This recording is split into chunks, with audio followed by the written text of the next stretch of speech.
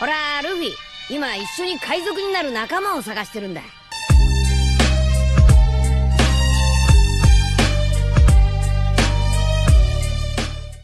Hello guys, welcome to my channel The Wandering Zoro, your go-to destination for anime-related content.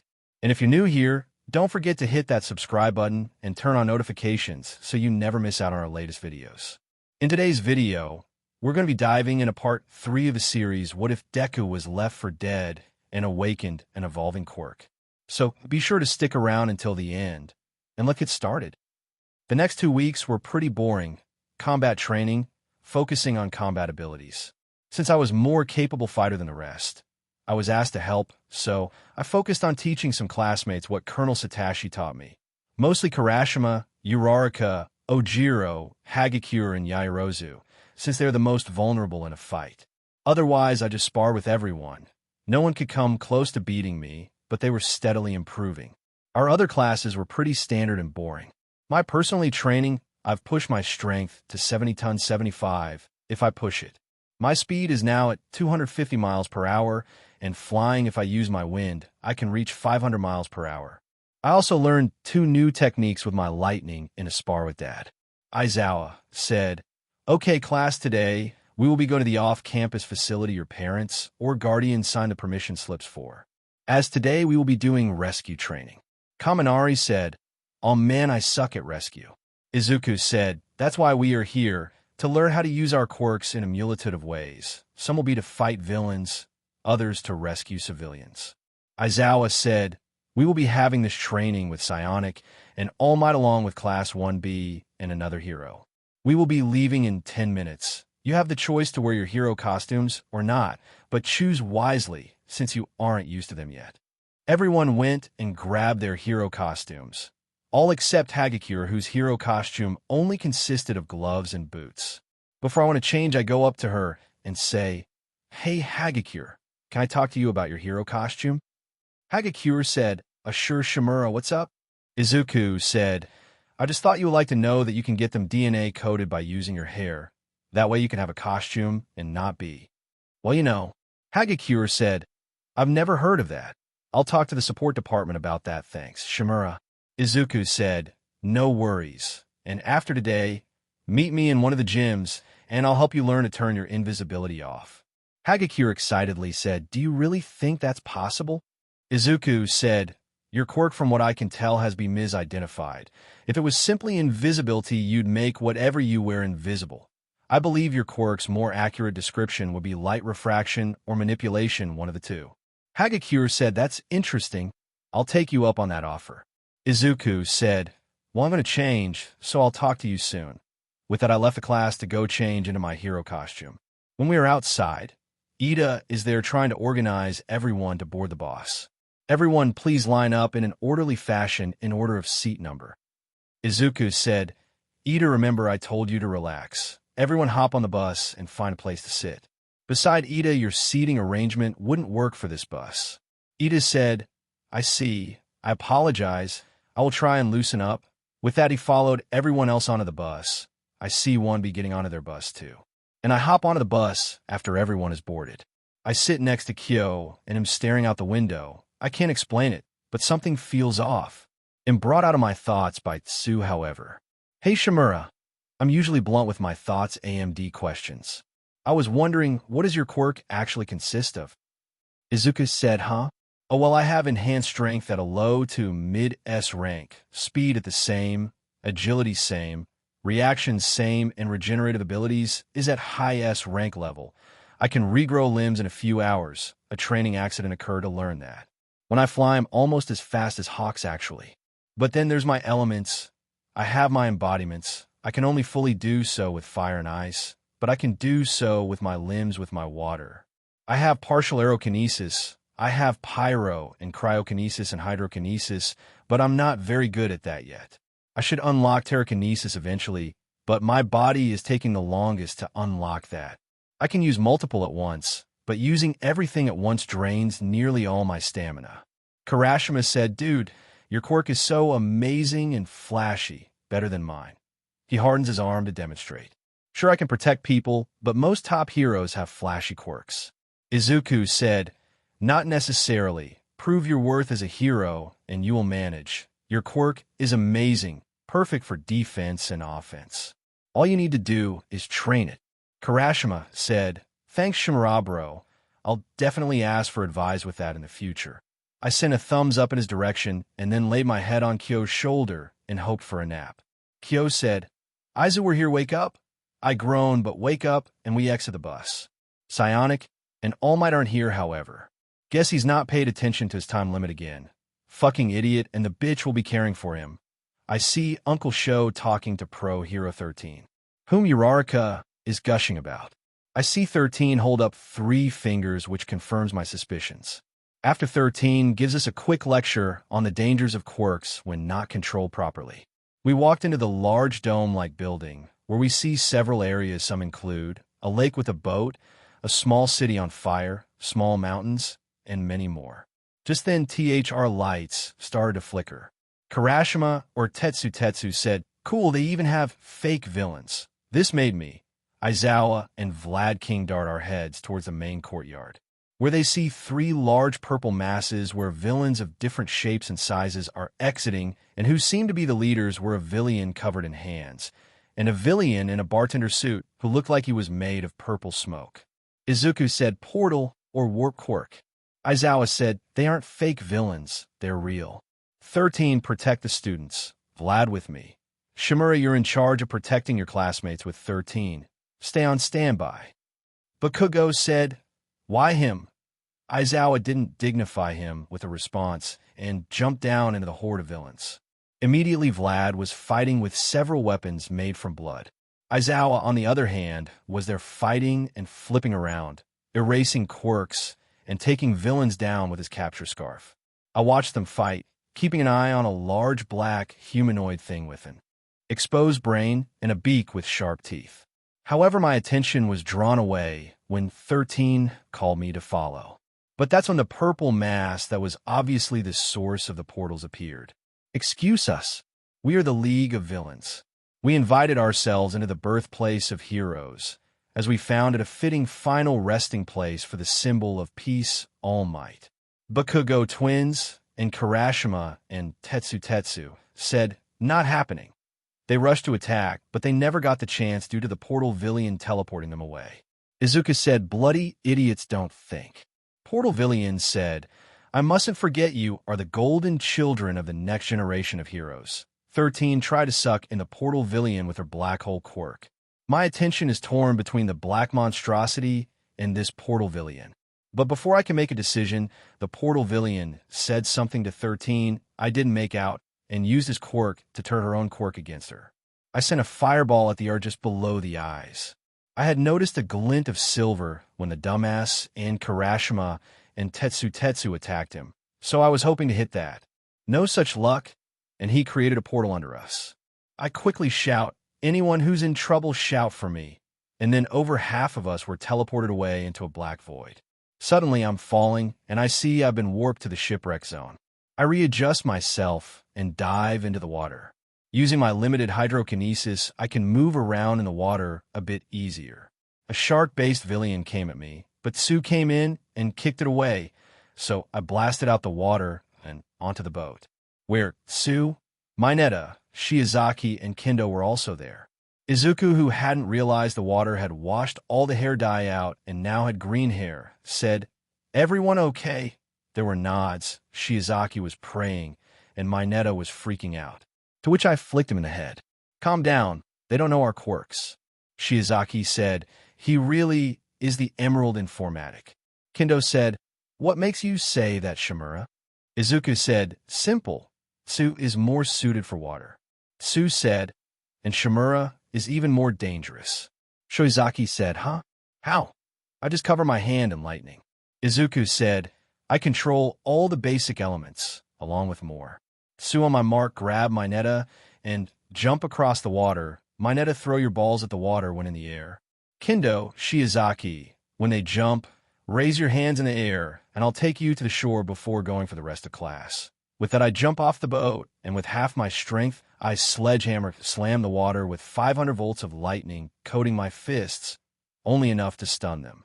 creating a disturbance and creating an electrical whirlpool. Then I use my flames and fly back to the boat and grab Shizaki and Kendo and took them to the shore.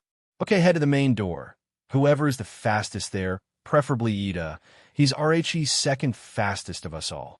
Make them run to the main campus to inform the teachers of the attack. And remember, if there's any danger, shout for help. They nodded and started towards the USCH entrance, while I started flying towards the ruin zone when I hear Kyo shouting for me. Without hesitation, I fly as fast as I can to the mountain zone, where I see Kaminari in his Yay mode, a large blanket which is obviously covering a few students. That's when I see Kyo trying to fight off a large villain, while several other large villains are approaching her or the blanket. Using my hearing, I can hear the villains talking. Villain 1 said, "A few pretty girls we can have some fun with." He was licking his lips. Villain 2 said, "Yeah, don't look like they'd be much of a struggle." Thoroughly pissed off now, I drop down onto those two villains, first knocking them out on contact and creating a crater. I have a seriously pissed look on my face when I disappear from view as I blitz all the villains, knocking them out. It's fine, you can come out now. I walk up to Kaminari and use my lightning to recharge his brain. The other students are coming out the blanket, which I can now see is an insulation blanket. The hiding students were Yairozu, Komori, Tokage, Rin, and Kurwaro. Once they were safe, I told them to head to the entrance. Kyo said, "What about you?" She was clearly worried. Izuku said, 13 is down, and Aizawa put me in charge of ensuring you all are safe. I'll be fine. The only villain who actually seems dangerous is that monster Think. I give her a quick kiss and start to take off. You are one of the most capable fighters in class with hand-to-hand, and your sonic attacks protect them. I smile and fly off towards the ruin zone where I see flashes of light. Just my luck, it was the idiot duo and the two hardeners. They aren't doing bad. My teachings for Karashima are doing him well.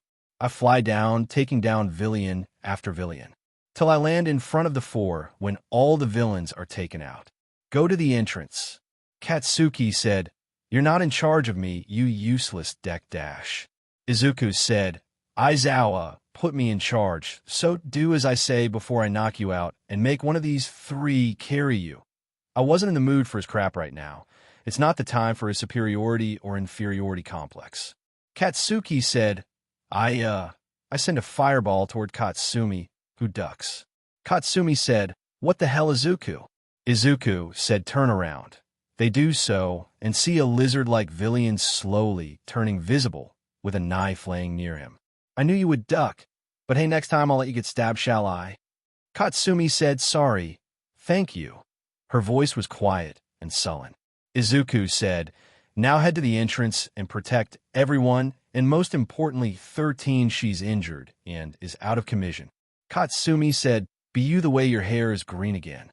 Izuku said, "Not the time to care about that." I fly off to the landslide zone who is Shoto, Shoko, Hagakure, Minoma, and Kaibara. They were interrogating the villains that have been encased in ice. Clearly the Todoroki's twins' handiwork, maybe with the help of Minoma. Good. I'll land next to them. Any information? Shoko said, "Zuku, not really all these villains are less than street thugs." I merely side-eyed her with a name, but didn't say anything, not the time or place. Shoto said, "The only thing we can gather from the info we've gotten is that they have a weapon capable of beating All Might. But how that's possible, we don't know." Izuku said, "If my theory is correct, it's the tall, bulky black thing that was with the villain covered in hands and portal villain. If our fight goes down, I'm the only one that will be able to handle that thing." Shoto said, "Now isn't the time to be arrogant, Izuku." Izuku said, "I'm not being arrogant. Let's be honest here. Out of everyone in our classes, I'm the closest to All Might's strength. Not to mention, when added with my elemental abilities, I'm probably equal or slightly above him. Then take into account my combat training. Again, let's be honest. I have the best training here out of everyone. The teachers won't be able to handle it for more than a few minutes, and that's being generous. And then there's my healing factor. I can heal either as fast or faster than that thing will be able to inflict damage to me." Hagakure said, "Shimura, I know you're strong, but if that thing is capable of fighting All Might, you will still die trying to beat it." Izuku said, "Who said I had to beat it?" All I have to do is stall it till All Might gets here. Now head to the entrance, protect 13 and the other students. If Ida hasn't escaped yet, make sure he does got it." The 5 said, "Got it." They all started to walk into the direction of the entrance. 5 minutes ago at the entrance. Narrator POV. Uraraka said, "Ida, you need to go, get to UA, and inform the teachers." Ida said, "I can't just abandon my classmates." Hitoshi said, "You're not. You're getting reinforcements and coming back." Just then, Tsu, Kendo, Shiozaki, and Mineta climbed the stairs, joining them. Tsu said, "They're right, Ida." Kendo said, "And your class rep has told you to give you those orders, so we'll get you an opportunity and Sato will bust the gate open for you." Shiro said, "Yeah, man, let's do this." Ida said, "If Shimura has given the order, then I must follow it. Give me an opening." Sato was munching down on sugar as Ida carried him and ran towards the gate.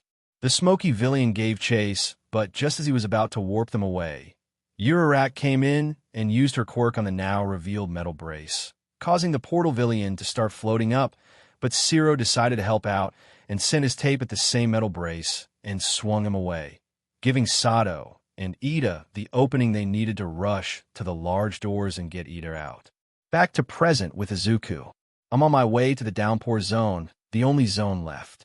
The students here were fighting a horde of villains larger than all, but the landslide zone, Ojiro, Aoyama, Koda, Ashido, Tsunatori, Tsuburaba, Kamakiri, and Shishido were fighting and had nearly beaten all THR villains, but it was clear they were at their limits. I dropped down and creating a crater. "Your opponent is me now." Class 1 student said, "Shimura." Class 1B student said, "Oh, thank God. Shimura's got this." Villain 1 said, "One student versus 20 of us? Don't get cocky, brat." Villain 2 said, "Hey, doesn't he look familiar to you?" Villain 3 said, "Now that you mention it, yeah, he does." Villain 1, "It's him." Villain 4 said, "Emerald Informatic. Want to kill me quickly, he charges, but I didn't give him a chance. I swept their legs put from under him, and while the villain was mid-air, I sent an elbow into their gut. Another 2 villains charged at me. Minor enhancement quirks I notice, and as they swing their fists at my face, I turn my head into an ice helmet. Partial ice armor. I send a knee into one of their guts and spin an elbow another into the other's jaw. You guys really are pathetic. I haven't even used my enhanced strength yet. Villain 5 said, "Then try me." She was charging at me, and she was fast, speed quirk. As she charged at me, I simply stamped the ground, turning the ground into an ice rink, making the speedster lose traction, and as they were sliding at me, I just punched her in the face. Izuku said, "Sorry for this, guys." The students looked at me confused and worried and scared them my ice encased their feet. Then they saw ice handles in front of them all. They look at me even more confused when they see me flying up, and then a wind hits them, and as I go into full immolation. The one of students' eyes widen and shout for everyone to hold on. Just then I started spinning, creating a tornado with fire. As I'm spinning, I send a few bolts of lightning into the tornado. Using a combination of cryo and hydrokinesis, I create a lot of ice shards. Elemental tornado. The villains were getting sucked into my tornado, getting zapped, burned, and cut by each element, all while they couldn't do anything to escape. They were at my mercy. When I cut at the tornado, all the villains dropped to the ground. Burned, bruised, and cut, but most of all unconscious. All except one who, while he was burned, cut, and battered, stood tall. He was tall, bulky, and had a large expanse of muscles. Villian said, "So all the rumors of the Emerald Informatic having an IQ quirk was wrong. You have a powerful elemental quirk." Izuku said, "If that's all you think, then you are in for a rude awakening." I charge at him, and as he swings for my face, I bob to the left and uppercut him into the sky. I jump up after the villain till I'm above him, and then axe kick the villain to the ground. Hand villain POV. Shigaraki said, "Huh? A tornado? And what's that in the tornado? It's glowing multiple colors." He was looking in the distance towards the downpour zone. It was a tornado of black, yellow, red, and 2 shades of blue. Kurokiri said, "Tamura Shigaraki. I'm afraid to say a student escaped. What has caught your attention, sir?" Shigaraki said, "It's no matter. You're lucky you're our getaway, however, or I'd decay you here and now." And to answer your second question, that tornado is what caught my attention. Kurogyri said, there will be no students capable of that kind of power. It's probably a combination attack from our subordinates. Shigaraki said, yeah, I guess you're right. Now these two. I was looking back at the pro heroes Vlad King and Eraserhead. Nomu, kill them. Just then my Nomu blurred at them. In the blink of an eye, Eraserhead's arm was snapped and Vlad King's head had been slammed into the ground. They struggled, but they couldn't do anything. I walk over to Eraserhead and Vlad King and grab their arm and leg respectively with all 5 fingers and start to decay the pro's limbs. Aizawa POV. I definitely erased this thing's quirk. That means this thing has multiple quirks or is naturally this strong and fast. This thing must be as strong as All Might. That means that only he can fight this thing. Or Izuku. Izuku could beat this thing, but I can't call for him, and I don't know if he will hear a whisper. But just then, Jiro, said Izuku, the pros need help. They're going to die. The villain, I think he was called Shigaraki, just laughed. You think a student will be able to defeat Nomu? He's the anti-symbol of peace, bioengineered to be able to kill All Might. A student won't be able to do anything against him. Suddenly, all the pressure and pain in my arm was gone. I couldn't move, not in my mangled state, and I doubt Ken could either, but it meant one thing: Izuku was here. Izuku POV. In walking with the remaining students, I saved back to the entrance. But then, Izuku, the pros need help. They're going to die. Izuku said, keep heading to the entrance. Whatever you see, do not get involved. Kyo just shouted that the pros need help. Not waiting for a response, I blast off towards the central plaza. Using my air-enhanced flight, I seriously need a name for it. I see the state Aizawa and Vlad were in, and anger flares in me. Pushing my abilities, I 2-foot the beast in the face, sending it flying. And then spinning and kick the hand villain back towards the smoky villain. I glare at the hand villain. I heard what he said about the Nomu. Bioengineer, huh? Meaning the thing isn't alive, meaning I can go all out. Izuku said, Aizawa, I'll be back in a second. I pick up Vlad, who is already unconscious and possibly on the brink of death due to the head trauma. I fly as softly as I can to the entrance and lay him down to the ground. Apply first aid. I fly back down to the and pick up Aizawa, being careful of his snapped, maybe shattered arm, and take him to the entrance too. Aizawa said, Izuku, multi, PLE, quirks. Izuku said, pro hero Eraserhead. This made all the students' head turn to me shocked. My tone and the fact I was calling him by his title meant one thing. I was requesting authority for something. Izuku Shimura, request for Hero Permission Code 13B, requesting authorization for lethal force against a creature known as Nomu in protection of pro heroes and heroes in training. Everyone's eyes widened at me. Jaws dropped that I was requesting to take a life. None more so than Yagi, the Todorokis and Bakugos. Uraraka said, Shimura, you can't be serious. Bakugo said, if that thing can take down All Might, what makes you think you can?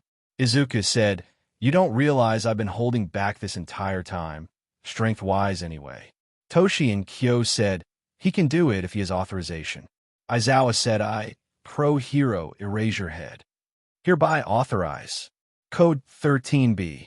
And give Izuku Shimura permission to use lethal force on the being known as Nomu. With that, he lost consciousness. With the permission granted, my eyes went serious. I stepped to the stairs about to rejoin, but Shoto steps up to me. If you're going down, I'm coming too. I will help you. I've done many things I regret, especially towards you, Izuku. It won't make up for what I did, but it will he a step right. Katsuki joined him. While I regret what I did, due to my anger problems, you still haven't proven to me you can do this alone. I will be number one, and if that means helping you out here, then that's what I'll do. Izuku said no. You two are some of the strongest here. You're needed to protect everyone, especially the teachers. As L-Class Rep, I hereby am leaving Yaoyorozu in charge of first aid, Katsuki Bakugo and Shoto Todoroki in charge of protecting everyone here. Monoma, when I'm done, I'm going to need your help, so make sure you stay alive, got it? They all nodded, and I left in a blur, leaving a dust cloud where my feet had been. The Noma was back with the hand villain and the portal villain again. So handjob, you bioengineered this thing to kill All Might? Let's see if it's capable by taking me on first. Portal Villian said, Tamura Shigaraki, we must be careful with this one. I sense a tremendous strength from this one, and he looks like the Emerald Informatic. The now known Shigaraki said, no matter, he will be no match for Nomu. Remember the quirks he has? Emerald Informatic, or not, he won't be able to overcome Nomu. Izuku said, so my reputation precedes me, even reaching the likes of villains now? Good. I have a sinister smile on my face. A face I can tell gave the other students chills. In the blink of an eye, I am in front of the Nomu and punching it with ice-encased fists. However, it didn't do anything. So shock absorption, huh? Easy enough to bypass. I jumped back, flipping away from strike. Shigaraki said, so your reputation wasn't an exaggeration, you really worked that out from a few punches. I go into my full immolation and grab the Nomu, pushing the Nomu into the wall behind them, and with one swipe I turn my hand into an ice blade, slicing the Nomu's hand off, but it healed it in seconds. A regeneration quirk and an accumulation of strength quirks to match All Might in strength and speed. I jump away again, but the Noma managed to grab my wrist, and it swung me into the wall, then the floor repeatedly. Gritting my teeth, I use my flames to enhance my speed and kick the Noma's head. Nothing, I do it again, catching the exposed brain, stunning the beast long enough to release me. Noma, stop messing around and kill the brat. Izuku said, it's going to take more than that to kill me. I have all the information I need to kill this thing. Shigaraki said, even if killing Noma was possible, that's not what heroes do. Killing isn't the hero way, he was cackling. Izuku said, you think every hero's hands are clean? A hero, while they try to avoid it, sometimes has to kill for the needs of the many, the needs of civilians, combining my full immolation with my ice armor, while taxing, my regenerative abilities counteracted it. Thanks, Uncle Sho, for helping me boost my healing capabilities. I start to fight the Nomu again, but in one punch it shatters through my immolation armor and sent me flying into the mountain. The Nomu was flying after me, using my boosted flight, stupid name, but it'll do for now. I fly at it too. Our punches collide, and I go flying again. Damn it. This is going to be harder than I thought. The shock absorption is a part of his skin. What can I do? Punched into the mountain again. As the Nomu is about to land on me again, I just managed to avoid the attack. Using a water tentacle, I grab the Nomu and fly up. I start spinning vertically as fast as I can, and then throw the fucking thing toward the ground. Slightly winded, I stay in the air to catch my breath. Short-lived, it's leaping at me again. God fucking damn it. I let it fly at me, then move out the way at the last second, and as it flies past me, I fly after it at full strength. I force it out of the roof, and then use my ice touch. I pile as much ice as I can onto it to freeze and pin it to the roof. While it's stuck for ass, little time, as it will be stuck, I blast at Shigaraki and the Portal Villian. Now that he's taken care, at least for now, I disappear and reappear in front of the pair. Paralytic shock. I touch both on the base neck, or in the Portal Villain's case neck brace, with a lightning-encased hand, shocking their nervous system, and they fell to the ground. Not wasting a second, I grab them and take them to the entrance. Yairozu cuffs. She made cuffs with her quirk and cuffed both villains. Boom. Oh, just perfect. I turn around, and there was the Nomu at the bottom of the stairs in yet another crater. I look at the Nomu, and then we leap at each other, but just as I'm about to land a punch on the Nomu, it grabs my arm, crushing the bones again. Ah! And then threw me towards a ruin zone and through several buildings. Grunting, I pull myself out of the wall I was embedded in and fly up, narrowly avoiding the Nomu. And with a spinning flame enhanced kick, I sent it skimming over the flood zone and into the mountain. Flying towards the Nomu, I hear a few, if the villains we had captured earlier, saying, was that the Nomu? Villian 2 said, no way, that thing is made to kill All Might. There's no way a pro that's here, or even a student, could do that. Villian 3 said, hey, look above us. I was just flying above them going at the Nomu. Villian 4 said, isn't it the kid who created the whirlpool? Villian 5 said, if he could send the Nomu flying, then what the hell else can he do? He could have killed us. Villian 1 said, that kid has a look of lethal intent. Villian 3 said, the Nomu can't be killed though. Villian 2 said, every quirk has downsides, And look at him, he's the Emerald Informatic. If anyone can figure out how to kill the Nomu, it would be a monster like him. I flew at the Nomu and started barraging the Nomu with punches, elbows, knees, and kicks, all made more powerful with flames boosting the speed of the attacks. But it wasn't doing anything. The shock absorption was definitely powerful, but every quirk has a limit. Every injury I inflicted on the beast was healing as fast as mine do, no faster than my own healing. Suddenly, I got dazed. The Nomu had headbutted me. And then I was in a mountain getting pounded more and more by the Nomu's punches. Kyoka's POV. Yaoyorozu had made us binoculars to keep an eye on Zuko is fighting that monster, but looks like he's barely keeping up. He's not as strong as All Might yet, but he's beating the Noma deeper into the mountain. When the beast had headbutted him, grabbed his knee, and started punching the shit out of my boyfriend. I was itching to go and help, and from the looks of it, so are Yagi, Melissa, and both sets of twins. Yaoyorozu said, "Don't even think about it. You don't stand a chance." Katsuki said, "What?" And he does. "Look at him, he's barely keeping up. We can at least provide backup. Create an opening for him to end that thing." Shoto said, "While I'm with Bakugo on, we need to do something. We can't keep up with it. Izuku might possibly be the only one who can track that thing at such high speeds. Besides All Might." Shigaraki cackling said, "So the Emerald Informatic has finally met his match. Ha ha. Good, he was one of our biggest threats we wanted to eliminate. At least if we can't kill All Might, we can kill him." Karashima punched him in the back of the head for that. Karashima said, "As much as I want to help Shimuraburo, we can't do anything. But Stay on Edge will step in if he's about to die." Then Yagi and Melissa were bounding in their direction. "Get off my brother!" They didn't get far. Shoji and Siro had grabbed them and stopped them. Yaoyorozu said, "If you want to make up things with him, you need to trust him. Let him do this. Besides, he's the only one capable and with permission to kill that thing." This made them look downcast, desperately wanting to help him, but knowing they can't do anything. I hadn't taken my eyes off the fight. How could I? My boyfriend was fighting with everything he can to protect us all, and the Todoroki and Bakugo boys, maybe looking for a way to try redeem themselves to him. And he needed to win for them to at least try. Then it happened. Kyoka, or Hitoshi, said, "Izuku." It was an anguished cry. Izuku POV.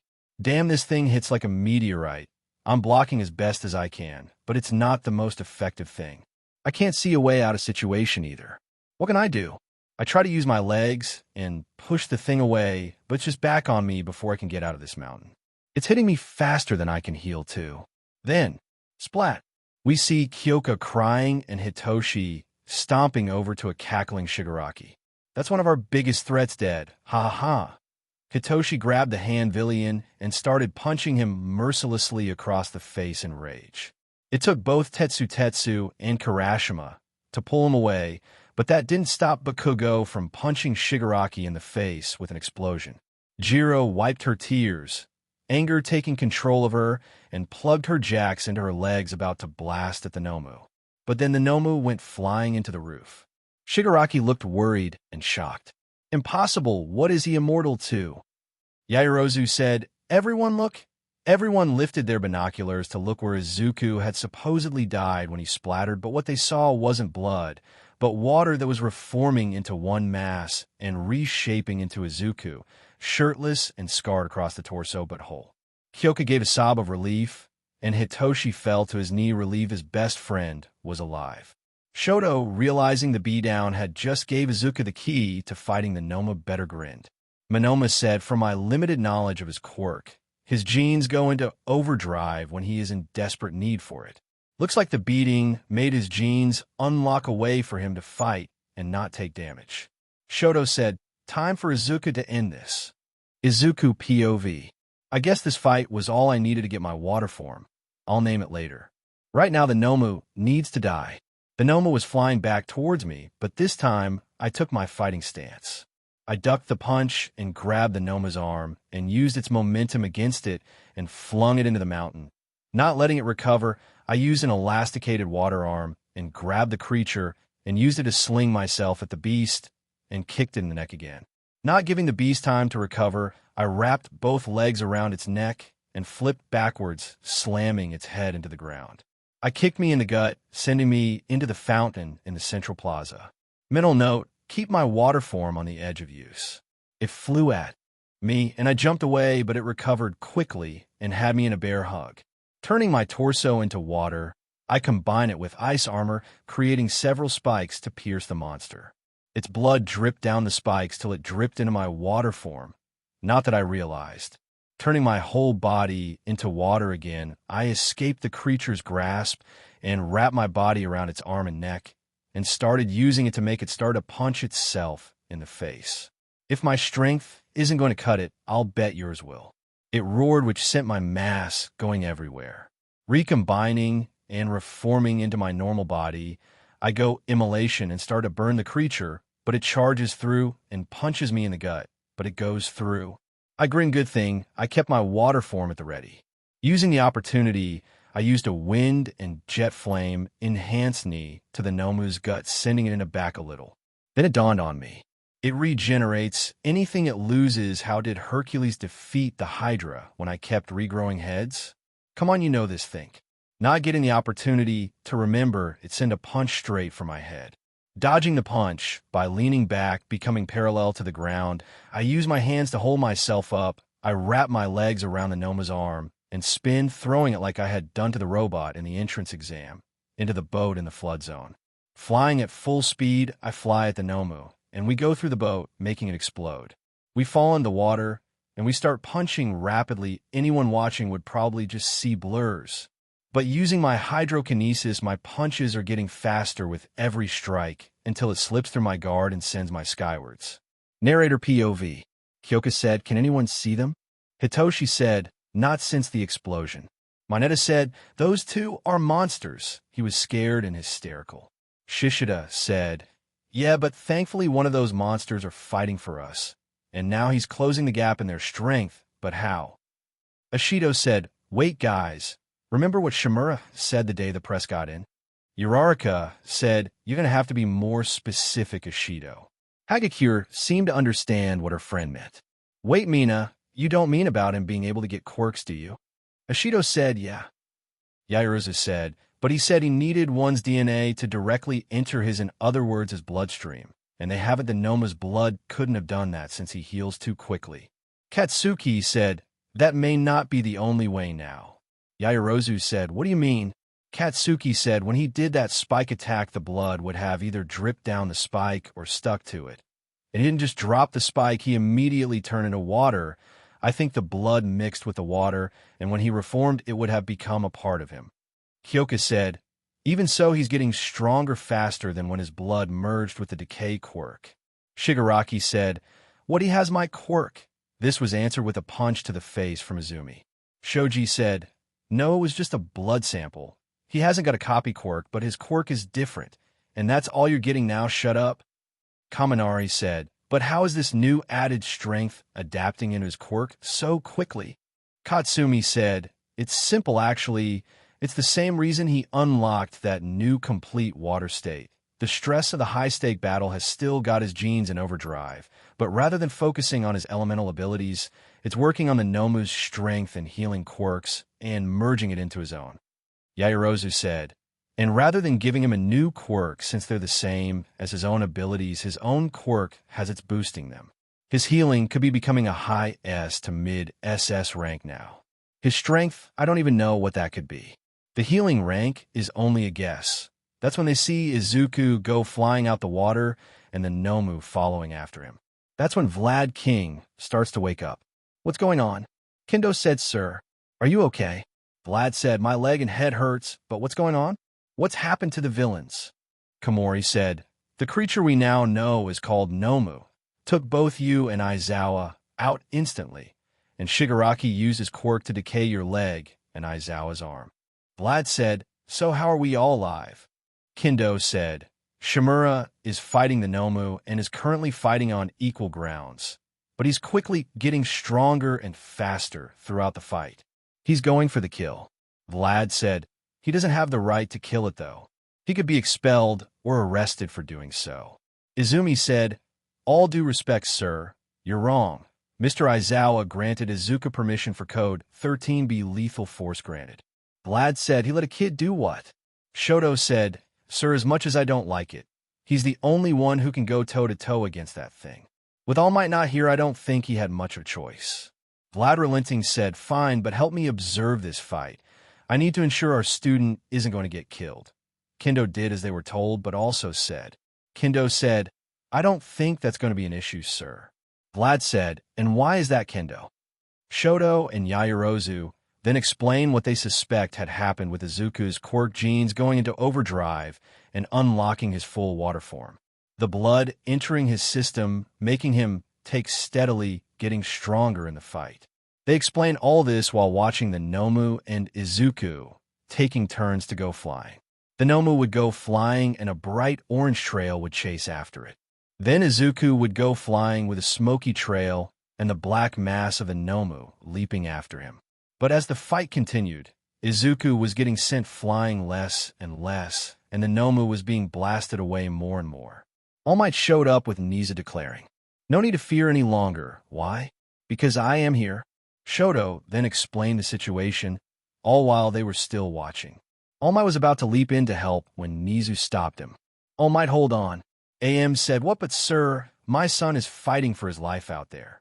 Nizu said, "First off, he's not your son anymore, remember. He told you to earn his trust back, and if he blames you for not jumping in, I'll take responsibility.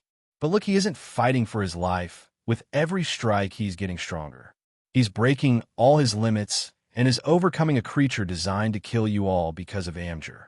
If you interfere now, you might stunt his quirk growth. Also, look, he's thinking, he's figuring something out.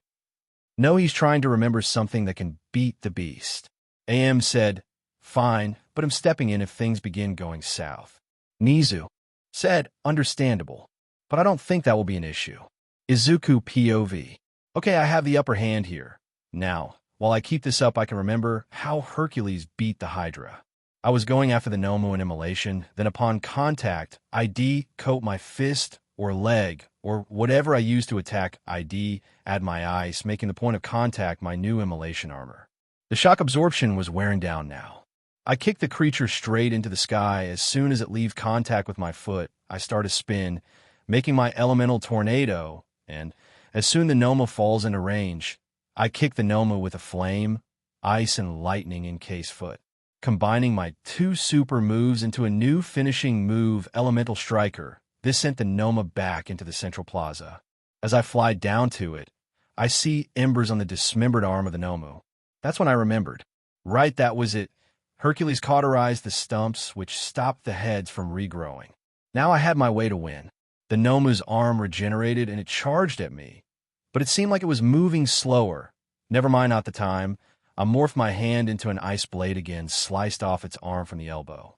I remember, that's it. Hercules burned the stump. Cauterizing it stopped it regrowing heads. With the answer in mind, I sent a fireball at it as I jumped away. Then I sent a torrent of flames. While I know the Nomu can shake off the flames like they're nothing, I'm not aiming to wound the damn thing with this attack. I'm going to stop its healing. When I stopped the flame, I saw its arm was cauterized. Smiling, I start fighting the Nomu again. Its moves even more predictable than before now. It's down an arm. And again slower? What the hell is going on?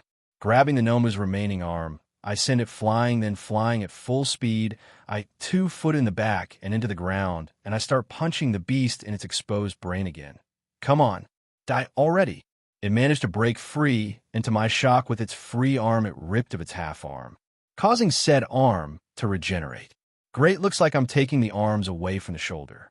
As the Nomu charged at me again, I jumped over it and pulled myself closer with a water tendril, and with my other arm, sliced the arm away from the shoulder with an ice-bladed hand. Immediately, I hugged the beast's injury in full immolation. "There, rip that off, you bastard." It grabbed me with its last arm and threw me away. "You hurt my teachers, threatened to kill my friends. So now, just aim." Nizu POV. Nizu said, "Astounding." Shoko said, "What is sir?" Nizu said, "Mr. Shimura has figured out how to stop a regeneration quirk by cauterizing the wound. I wonder what gave him the idea. A lizard tail, maybe? Or perhaps something else." AM said, "Sir, if he carries on, he's going to kill that thing." Vlad said, "That's the point. He has authorization to do so. Also, I hate to admit it, All Might, but I think Shimura has surpassed you. or at the very least is equal to you. Just then, Mirko came crashing in. Turns out she had texted Izuku multiple times, and not getting a reply had worried her, and upon seeing the UA staff leaving the school in a rush, she found out what was going on and rushed ahead. Mirko said, "Where's my son?" AM said, "And who is your son, Mirko?" Nizu said, "I'm Mirko. Nice to see you. Shame it's under such horrible circumstances."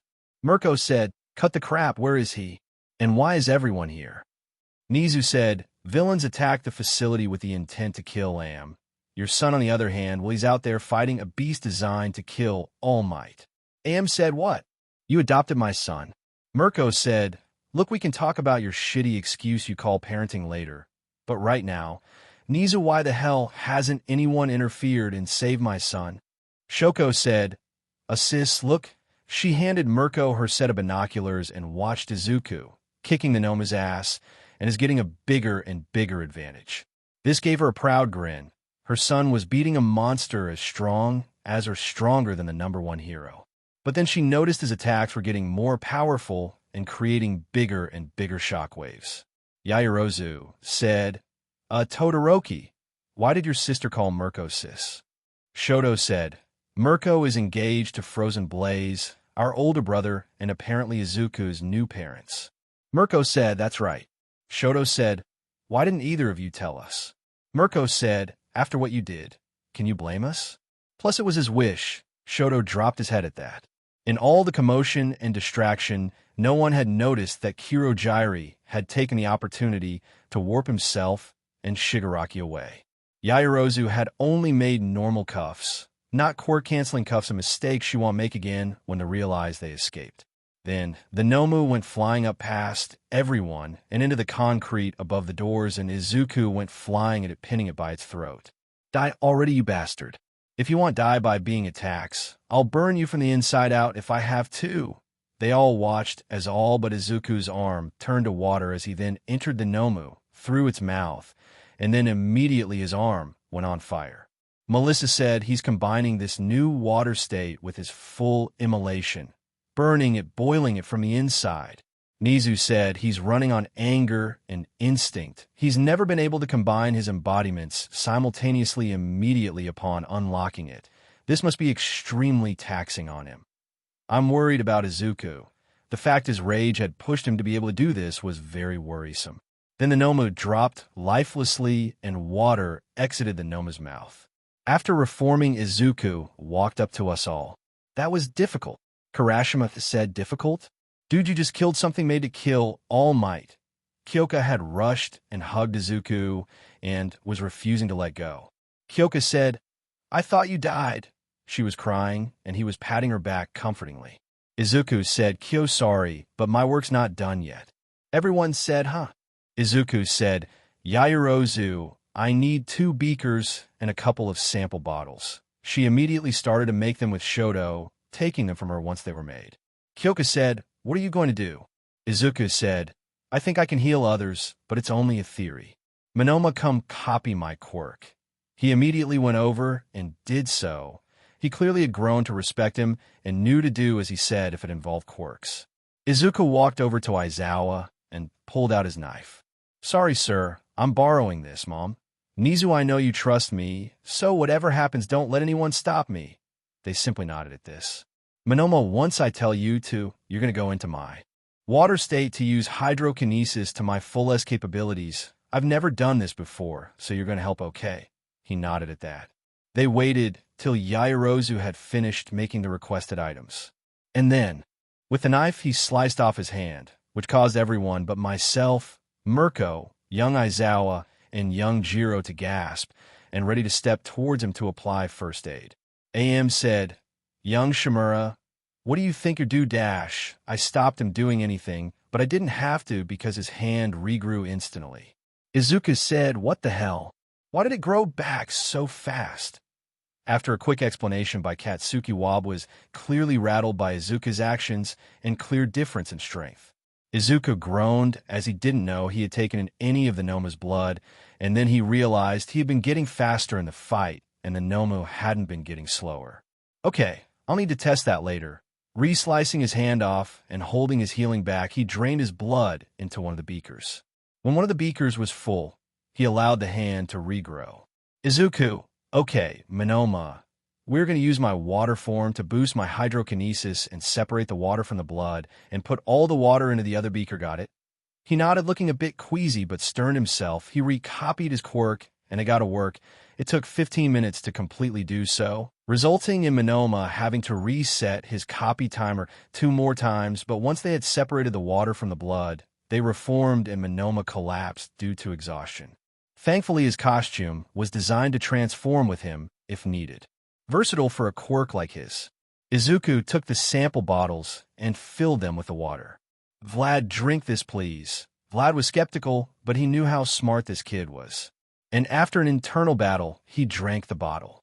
After a minute, his leg began to heal and was good as new in 5 minutes.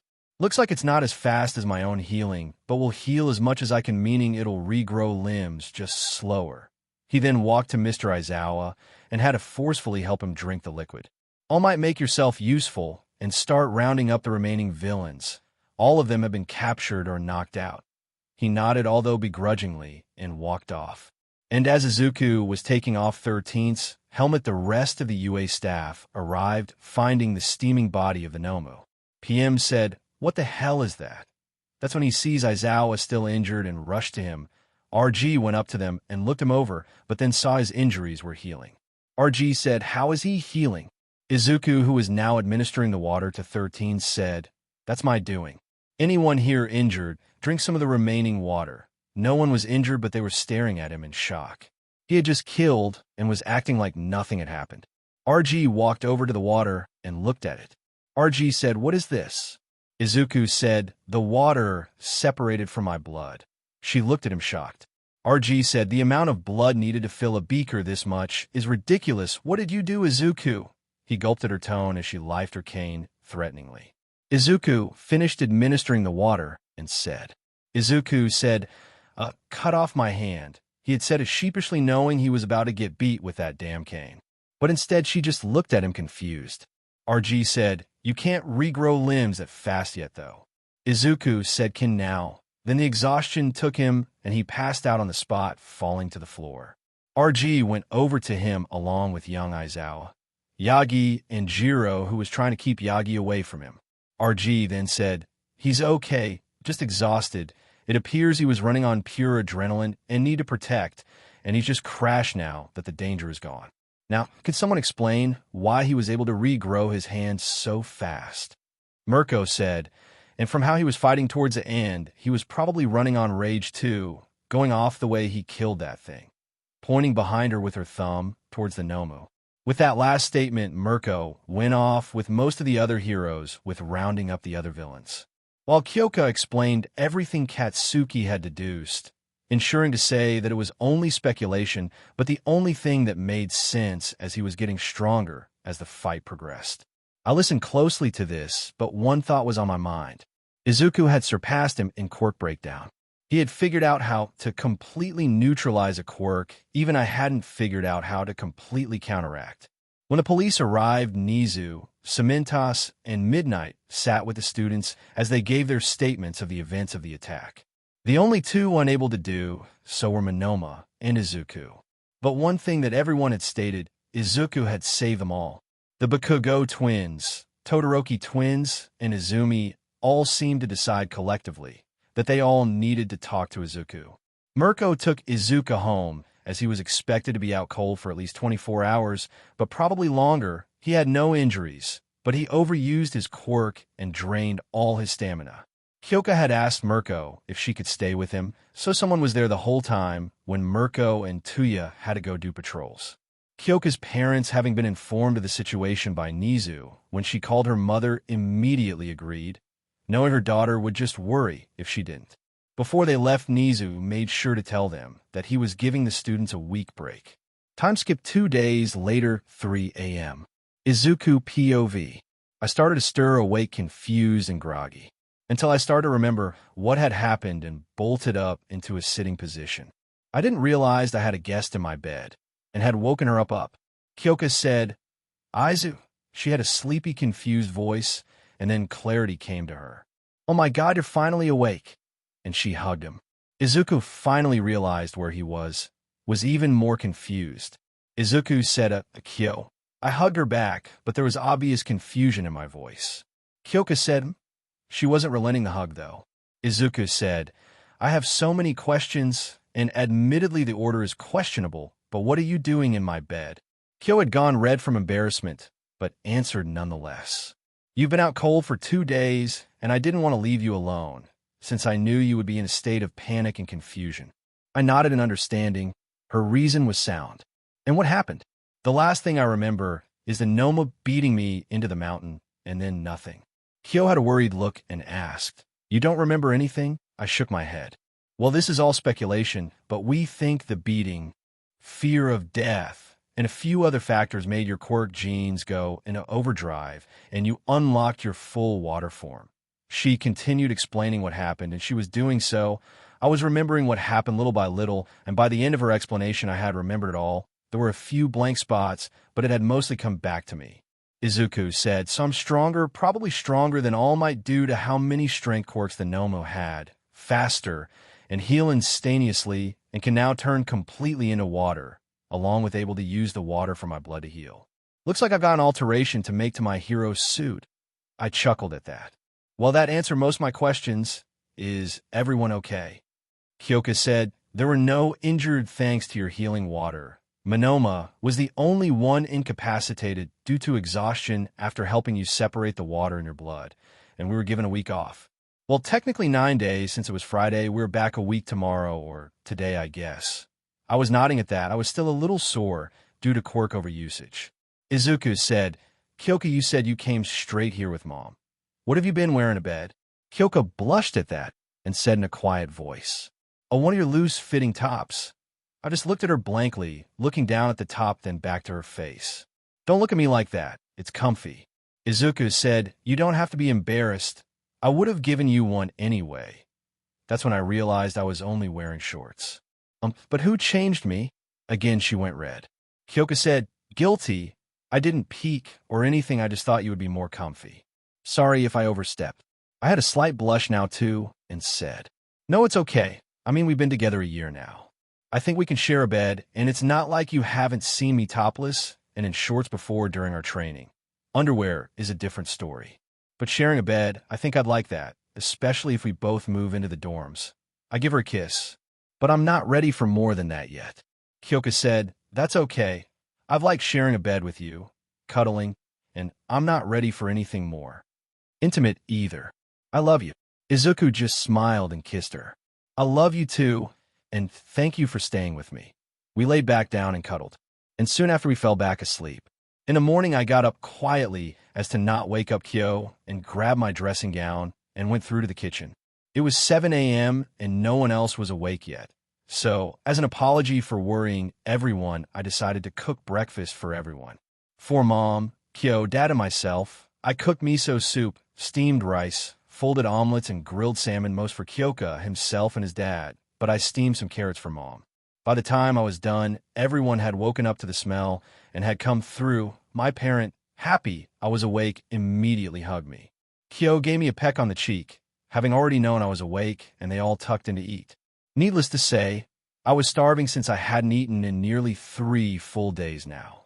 I wanted to test how strong I was now, but my parents had put a stop to that idea, claiming I was on a no quirk use rule for at least another 24 hours, but that we had to go down to the police station today to give my statement to Detective Tsukachi. I had gone for a shower after breakfast, and Kyo had decided to wash the dishes like she had been doing for the last few days, apparently as a way to thank Mom and Dad for their hospitality and allowing her to stay. When she told her parents that I had woken up, they had allowed her to stay one more night, but she had to come home tomorrow, to which she had agreed. At the station, Dad went into the interview room with me, since I was still a minor. The detective declared that he had a lie detector quirk and that he wasn't in trouble, and that he just needed my statement. Izuku said, "I would like to declare, then, that my memory is a little foggy, as I was a little out of it during the fight about halfway through, so some things may be unclear to your quirk." Tsukachi said, "Truth, let's begin." And so Tsukachi asked several questions to which I answered to the best of his ability.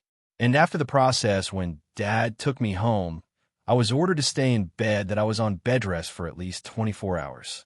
Narrator POV, right after the villains escaped. Shigaraki said, "What the hell was that damn brat? He was still cuffed, but when the TV turned on and static started to show, they cuffs unclicked and fell to the floor." Someone said, "I'm guessing the mission was not a success." Kirojari said, "I'm afraid not, Master. The Emerald Informatic was there and appears to be a bigger threat than All Might himself." Someone said, "Tamura, would you agree to this statement?" Shigaraki was scratching at his dry neck in frustration. Shigaraki said, "I would, Master. From what we overheard, his quirk isn't fully manifested and is growing stronger every day. Right now, I would put his strength equal or above a current All Might. But he's more dangerous. He has elemental abilities, too." Someone said, "Elemental abilities? Plural?" Kirojari said, "Yes, Master. While displaying strength comparable to the Nomu, he also displayed the uses of fire, water, lightning, and a small amount of air manipulation. He can convert or cover his body in those elements too, increasing his strength or potency of his attacks." Someone said, "Doctor, what do you make of this?" Someone said, "It's interesting to say the least, but if I were to guess, I'd say 2 quirks."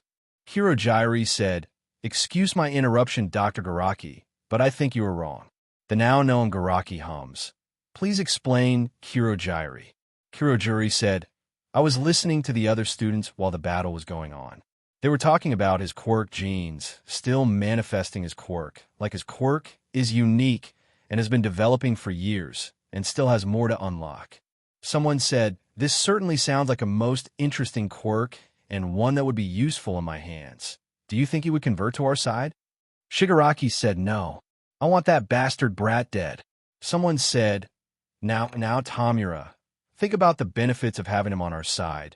The Emerald Informatic has become renowned for being able to figure out a person's weakness and works out a plan to exploit it. I would presume the Nomu is dead or captured." Kirojiri said, "We left before seeing the battle's conclusion, but when we left he was gaining THR upper hand on the Nomu, and his anger was pushing his strength higher. And also I overheard a few students mention that since his quirk genes haven't stabilized, if he takes the blood of another person into his own, he can gain that quirk, or with the Noma's case, enhance his quirk." Dr. Garaki said, "I'm becoming more and more intrigued by this specimen. What was the name of the Emerald Informatic?" Kirojiri said, "I believe it's Izuku Shimura." Someone said, "Interesting. It appears your biggest enemy is your cousin Tamura." Shigaraki said, "It doesn't matter, an enemy is still an enemy, and I will kill him if I can't recruit him." Someone said, "Very well, Tamura." Dr. Garaki said, "Whatever you do, try and get a blood sample for me." Kirojiri and Shigaraki said, "We will do our best." Izuku POV. The rest of the week went by pretty standardly. I relaxed and had a date with Kyo. I even went to see Colonel Satoshi for a friendly spar. He had been worried I hadn't fully recovered, yet since he hadn't known my full capabilities, only that my quirk had manifested. Safe to say, he was surprised, and then gladly had the spar, which I won. I also tested my new strength and speed. Flight-wise, I'm still just short on hawk speed, but on the ground I'm now at 350 miles per hour. My strength, however, I can lift up to 110 tons. According to Nizu, I'm stronger than Ass Mike currently. I also practiced my water form, making it easier to use. RG has also requested I come to her office when we return to school. It's Monday, and me and Kyo were walking to school. And why are the press here again? I princess carry Kyo over THR Press and get into the grounds, but I hear the media asking to see the Emerald Informatic, the one who saved everyone at the USH. How the hell did they learn about me being here? Who told the media? We continue walking till we get to class. Kaminari said, "Shimura, how famous are you? The press are asking for you now." Izuku said, "I know, I heard them. I just didn't talk to them. They'll learn about me soon enough." Kaminari said, "That's fair enough, dude." Mina said, "Hey, Zuku, how come you haven't dyed your hair white again?" Izuku said, "That's the thing I did, but when I go into my water form it goes back to normal, so there's no point in constantly doing it." Karashima said, "Damn, bro, that sucks. I know how much a pain in the ass dye hair can be. Mine's dyed too, but for two to have to do it, and it come off because of your quirk must suck." Nothing you can do. Izuku said, my cousin's getting her dad to try and figure out a way for it to stay after using my quirk. Till then my hair stays green. Yaoyorozu said, your cousin? Izuku said, Melissa Shield from Class 1B. Yaoyorozu said, Shield? As in David Shield the inventor. Izuku said, the one and only, Melissa's his daughter. Yaoyorozu said, you and Yagi are related to the David Shield? Izuku said, not biologically. Just then Aizawa opens the door and everyone stops talking and pays attention. Aizawa said, good, you're improving. Sue said, Mr. Aizawa, it's good to see you as good as new. Aizawa said, all thanks to Shimura's newfound healing capabilities. Thank you again, Izuku. I simply raised a hand to wave away the thanks and nodded. Now your battle is over, however. This made everyone worry. We don't have to face more villains, do we, was the thought on everyone's mind. The UA Sports Festival is coming up. Your normal classes will be put on hold to allow you to train for the event. Sue said, is it a smart idea to hold the sports festival so soon after a villain attack? Aizawa said, it's our way of showing we aren't going to be deterred or afraid and that we can protect our students. There will be heightened security this year, twice as many heroes and 3 times the police, so it will be fine. Shimura, today you're to Recovery Girl's office, so she can test this new healing ability, and then tomorrow your parents will be joining you in coming here, as they will be joining you in a meeting with the Demon Rat. Izuku said, okay, thank you, sir. Aizawa said, you have the rest of this class to discuss training partners or groups, and then the rest of today, you have access to the training facilities, except you, Shimura, after this class straight to CRG. Everyone got excited and started discussing training strategies, but Uraraka was letting off a new intense aura, spouting off about giving her best because she's going all out. I walked up to front of class and wrote 2 words on either side of the board. Anyone who would like to get specified training in martial arts or quirk, write your name under the corresponding side. Anyone who would like both, write your name in the middle. If you choose quirk training, please say what you would like to work on specifically, except you 3. I was pointing at Bakugo, Todoroki, and Yagi, who looked sullen and looked away. One by one, everyone wrote their names under on the board to say which kind of training they wanted. Core training, Shoji-based strength, Aoyama laser strength and duration, Kaminari max voltage and not shorting out, Ashido acid potency, Mineta ball quantity, Su possible other frog abilities, Ida top speed, Sato become less likely to rampage, combat training, Ojiro, Koda, Jiro, Aizawa, both, Karashima stamina and durability, Sira use my tape in combat, Yaoyorozu minimize creation time, Uraraka max weight limit and use quirk in combat, Tokoyami would, like a private chat about my quirk, learn to fight without dark shadow, Hagakure become visible or turn my clothes invisible. Izuku said, okay, easy enough quirk-wise. I'll have a notebook full of training strategies written by tomorrow. Combat training starts either after my meeting with RG or my meeting tomorrow. Everyone said, thanks class rep and Shimura and Aizu and Babe. Izuku said, Mr. Aizawa, may I head to class 1B for a few moments, please? Aizawa said, offering them the same. Izuku said, yes, sir. I said from the start I would help them too. Aizawa said, go ahead then. With that, I leave the class and head to class 1B, and when I arrive, I knock on the door. It was Vlad Kind who answered the door. VK said, Shimura, what are you doing here? Izuku said, have you told your class about the sports festival yet? He nodded, so I continued, I've come to extend an offer to them. He let me in, and safe to say I got some looks, some fearful, who can blame them I did kill right in front of them, some curious, other skeptical, and 2 looking at me with desire to which I ignored them. Hello, Class 1B. I have come to extend an offer to you. I'm willing to help train you in either combat capabilities, your quirk, or both your choice. I wrote down the same options I had done in Class 1A. If any of you are skeptical, I was trained by the owner of the Intensity Dojo, if that helps. Your class rep and vice rep can also confirm my offer since I extended it at the first meeting. Kendo and Melissa both nodded. All you have to do is write your name on whichever side you wish to work on. If it's your quirk, please leave what you would like to work on. Todoroki and Bakugo, you're not getting help. You know why, like their brothers, they dropped their heads, but everyone else came up and wrote their names on the board. Core training. Kamakiri blade, durability, and sharpness. Komori more variety of mushrooms. Ibervine speed. Fukudashi try, and make the words give abilities. Tokage control, more separated bits. Hananuki softening radius speed. Tsunatori control, more horns at once. Yanagi more items, or more weight. Combat training. Kendo. Kodai. Shishida in beast form. Rin. Kaibara. Aways. Both. Kuriora use my shadow transport in a fight. Shota use my twin impact in a fight. Tsuburaba use my solid air in a more offensive way. Tetsu harder, further.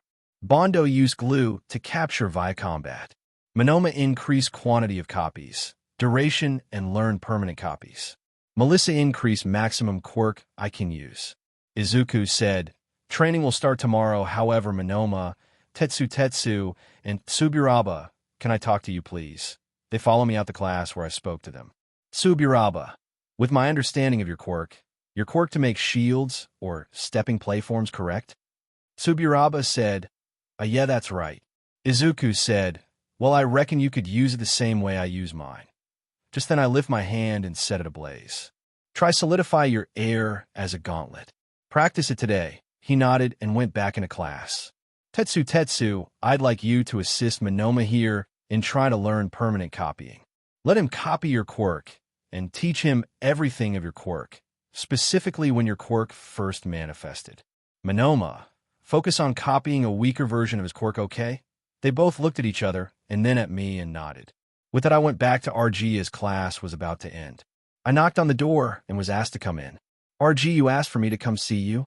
RG said, Izuku, yes, I'd like to talk to you and do tests with this healing liquid you seem to make. Izuku said, sure. Would you like to ask questions or a fresh sample first? RG said, I'd like to talk first. Please take a seat. So I took a seat in the offered chair. First off, congrats on reaching high SS rank regeneration.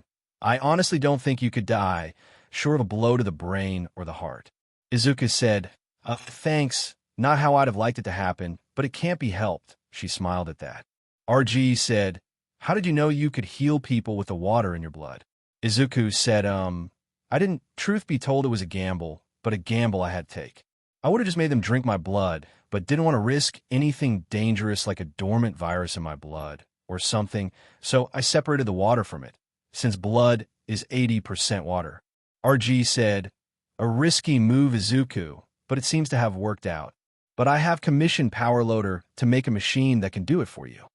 Izuku said, that reminds me, I need to go to the support department today to ask for an addition to my hero suit. But would you like a fresh amount? RG said, if you were okay with that, Izuku, that would be great. Izuku said, it may take a bit of time since I'm on my own and am still not great at my hydrokinesis. I need a container and a knife. RG said, of course, Izuku, take your time. And not in here, let's go into the operation room to do this. She leads me into the operating room, and I sit on the floor in a meditation pose, and RG brought me 2 bowls and a scalpel. I slice into my palm and hold back my healing and let my blood drip into one of the bowls. As I'm doing this, RG sits in silence and watches me. When the bowl is full, I let my hand heal and then raise my hand, which lifts the blood into a ball in the air. And with my other hand, I start to wave it to the side slowly, and it starts to bring out the water from my blood. On my own, it took 45 minutes to completely separate the bowl, but when I'm done and I've put it all into the bowls, I lean back on my hand with sweat beating my head. It took a lot of concentration to do that, but I know with practice that will become easier. RG took the bowls and safely disposed of the remaining blood. Then we went through to the room where we tested the decayed gate, where she used the microscope to look into it, and from a hat, I can tell she couldn't see anything wrong with it.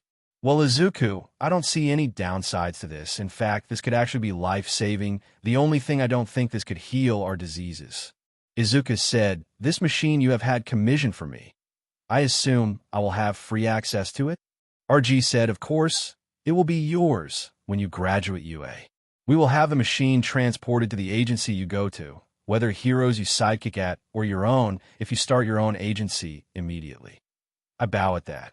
Izuku said, Thank you for doing that, RG. Is that all, or is there something else? RG said, just one more question. What made you come up with the idea? Izuku said, actually just a hunch. Consider my healing is an enhancement of my body's natural healing, which party all comes from the blood. She nodded at that. RG, one more thing. Inform hospitals about the liquid being available for patients who might die or become paralyzed, but make it known it's strictly for emergencies like that, and patients with diseases like cancer won't have access as it won't help them. She nodded again and allowed me to leave. I head to the support department next, where I meet Power Loader. PL said, Ashimura, how can I help you? Izuku said, first of all, I'd like to thank you for making the machine RG has asked you to make. PL said, the blood separation device. Very curious device, but perfect for 2 newfound healing abilities. And what else would you like? Izuku said 2 things. First, a modification to my hero suit. It's not a hugely drastic one, though. PL said, go on. Izuku said, just a utility belt with just pouches, one for core cuffs, and the rest to store small containers for my healing liquid. The belt and its contents need to be able to change with me into my water form and remain separated from my body when I reform. I can give you blood or hair to DNA code that if you need. And the pouches also need to be durable enough to withstand a punch from me or All Might. PL said, a difficult task, but not impossible. I can get that done. And the other thing, Izuku said, I would like jars can only open with my command, or those I give permission, preferably vocally, maybe a passcode or something, and can't be crushed to open again, can withstand pressure up to myself or All Might. PL said, again, difficult, but not impossible. I'll get it sorted as soon as possible. Izuku said, you can take you with the blood separator, since I can do it manually until then. PL said, super. And how many jars would you like made? Izuku said, the jars don't need to be huge, so let's say 6 per pouch. So it depends on how many pouches you make, and multiply it by 6, minus the pouch for the cuffs. PL said, understood. I can get that mostly done by the midpoint of next week, I think. Izuku said, I've no training in my hero suit, so I don't think that'll be necessary, but eventually I'd like to distribute the liquid to hospitals for emergency use. Strictly for patients on the verge of death or are paralyzed, it won't be used for the likes of a broken arm or something minor like that.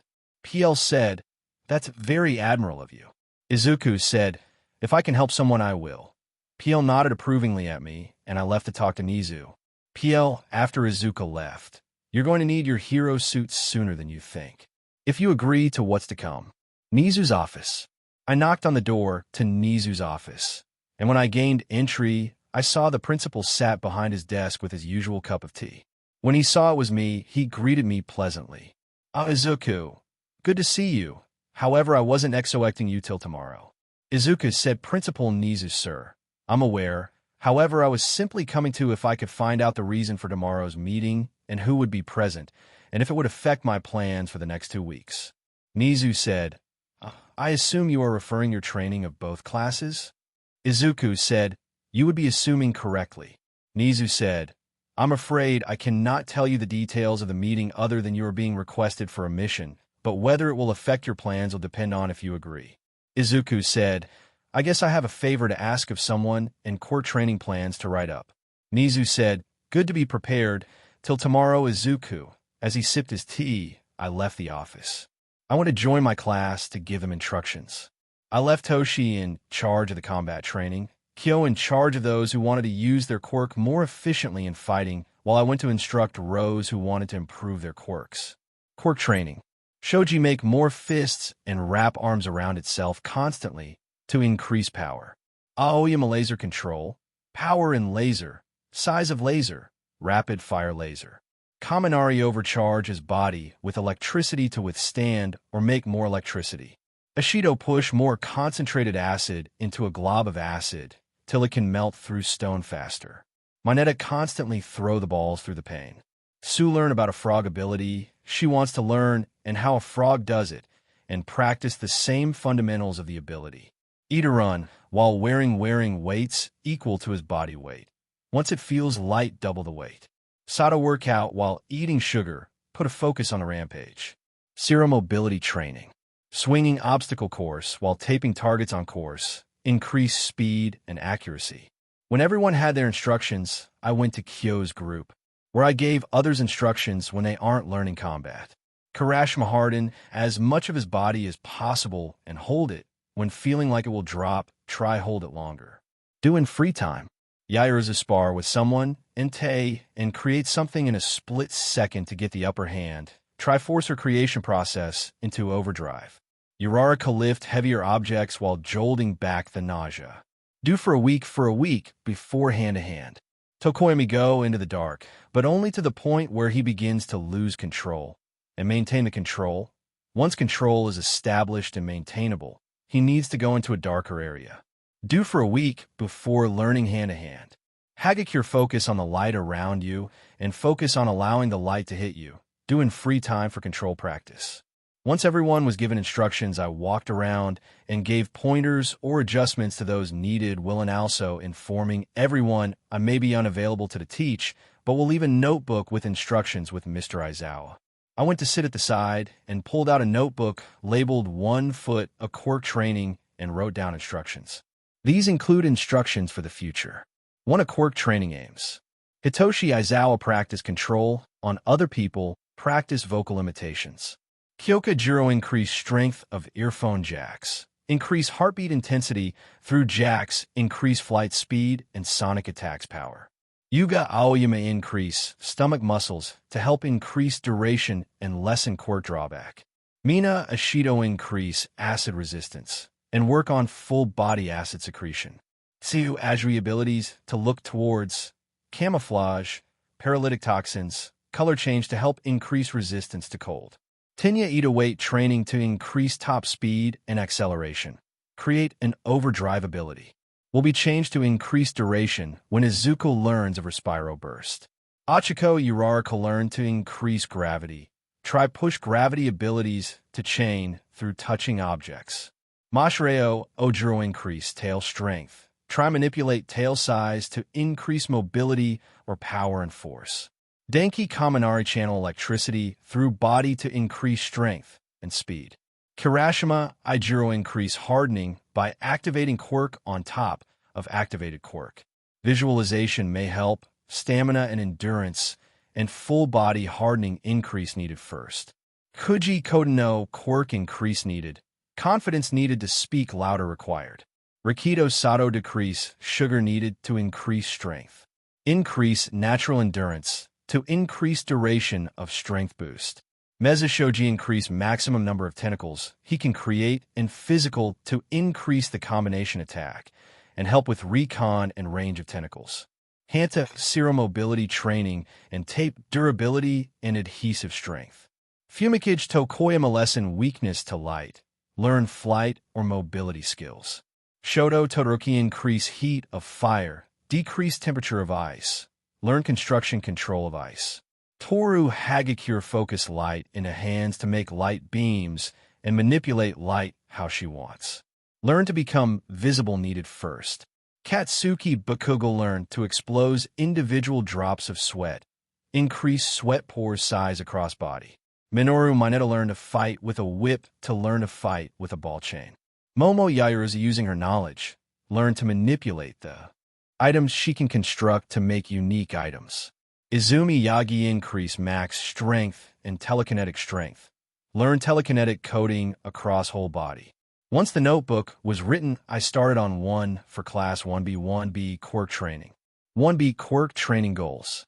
Yosetsu Aways learn chemistry to learn to fuse molecules to create different substances, e.g. water, for fires. Sun Kaibara increase speed of spin to increase heat, to burn opposition and increase damage. Tagaru Kamakiri increase blade sharpness and durability, and learn control over how sharp or dull for different scenarios. Shurhai Korworo learn to transport people through his shadow travel.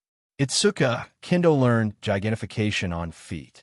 Yui Kodai learn to alter an object size from a range. Kinoko Komori learn to make new types of mushrooms and learn control over sizes. Ibara Shizuki increase speed of vines. Jiroda Shishido retain full control over instincts and thoughts when transformed. Narenjiki Shoto try to add a third possible impact. Pony Tsunatori increased control over number of horns fired, increased power of the horns. Kozii Tsubirabatrai to make offensive constructs from his solid air. Tetsu increase steel to full body. Push steel into titanium to increase durability and mobility speed. Setsuna Tokeage increase natural strength and increase number of spirited body parts controllable. Manga Fukudashi learned to use words to grant user abilities, e.g. increase speed. Intentions will be needed. Juso Hananuki selective softening. Soften an area while keeping certain areas in the parameter solid. Increase speed and range of softening. Kojiro Bondo increase adhesive strength and range. Learn to weaken adhesive on command. Nido Monoma increase number and duration of copies. Learn to permanently copy certain quirks. Reiko Yanagi increase maximum weight limit and size. Hiryu Rin increase scale durability and projectile speed. Shoko Todoroki increase fire control and heat, decrease ice temp. And create constructs. Katsumi Bakugo concentrate the sweat to increase blast power. Melissa shield increase body's natural muscles to gain better control over a quirk. Once the notebook was written, which took the remaining time before lunch, he handed it to Mr. Aizawa to give to VK in case I'm unable to do the training. We all went for lunch wicks. As usual, I ate with Kyo, Toshi, Uraraka, Yairozu, who had become close friends with Kyo and Ida. But when I was nearly finished eating, Shoto came up to us. Shimura, can we talk? Please. His voice was low and soft, and I heard it crack a little at the end. I looked at everyone and excused myself and followed him into an empty classroom. Izuku said, "Fine, speak." My arms were crossed, and I was leaning against the wall. The shorter boy looked into my eyes and immediately bowed. Todoroki said, "I'm sorry. I'm sorry for my actions as child. It's no excuse, but I was scared that if you didn't manifest a quirk, you would be killed. But since even before we got to UA, you have proven that power isn't everything. You have helped pro heroes with quirks unsuited for a situation win against powerful villains. Like the water hose duo with the SS rank Villian Muscular. During the battle training you won a 4 versus 1 on skill and brains alone. No quirk. In the UST you figured out how to counter a quirk that until then was thought could only be made to be overused, but you figured out how to completely stop it. He was bowing this entire time, and his voice was cracking more and more, like he was trying to hold back tears. We were like brothers growing up, and I shouldn't have allowed Kaken's idea to influence my own ideals and our bond. And growing up, I shouldn't let my emotions get the better of me. You know yourself that I had feelings for Kat since we were little, and she had feelings for you. I was scared you would take her away from me, and I would never get a chance. That was when my bolting got worse. I'm not trying to make excuses, I just want to explain my reasonings. But when Tuya and Dad told me we actually left you on the verge of death, I immediately regretted my actions. He was freely crying now. Izuku said, "Stand up, Todoroki." My voice was monotone and had no emotion to it. He stood up, and his eyes were flowing with tears. Todoroki said, "I'm sorry, Izuku, I'm so sorry." Izuku said, "If you want forgiveness, you need to earn it. Words can only get you so far. But I will tell you, you had no reason to worry about me stealing anyone. I had no interest in your sister or Bakugo. They lost any chance of anything like that when they started using their quirks on me. And then I started to fall for Kyo when I was 9. So I never had any intention to date any of them." Todoroki said, "I understand. I'll do whatever it takes to earn your trust again." Izuku said, "Just remember, I won't be able to ever forget what you did to me. Even if it was the catalyst for my quirk finally activating. I might forgive, but I won't ever forget." He simple nodded. He still had tears falling, but was composing himself. With that, we ended our conversation and headed to class, where everyone was already waiting. Okay, everyone's same as before, but I will be focusing on teaching the hand-to-hand combat. And I'll wander to observe the quirk training periodically, so no slacking. Izuku said, "Well, what are you waiting for?" Without a second, they all bolted from the class to our assigned training area. I followed after a lot calmer and went to the training grounds. I took those who Toshi had said needed the most help and had no prior fighting experience and gave them the basic training of the fighting style. And like I promised, I periodically left them to practice the movements while I checked on those training their quirks and adjusted their training slightly for those not taxing their quirks. Time skipped to the classroom next morning. Izuku POV. Aizawa was simply taking attendance and then sent me to see Nizu. Guys, until I'm back, Aizawa has training instructions. And then I left the classroom where Mom and Dad were waiting for me. Mom, Dad, do either of you know what this is about? All I know is this is something about a mission request for me. Dad said, Izuku, I have suspicions, but that's all I have, and if it is what I think, it's your choice, but you aren't doing it alone. Izuku said, depending on what the mission, I will not let you do this with me. If it's a villain, it will depend on who it is. He nodded, and then we waited for Nizu to open the door for us. That's when the door opened. As we entered, the first thing I noticed was a woman sat on the couch with a very straight posture. Nizu said, Ashimura, Miss Usajiyama, and Mr. Todoroki, thank you for coming today. This is the president of the HSBC. We all turned to the president and bowed to her. Madam President. She waved her hand to dismiss the formality. Madam President, for short MP, said, please don't bow. If you agree to my request, I will be the one bowing.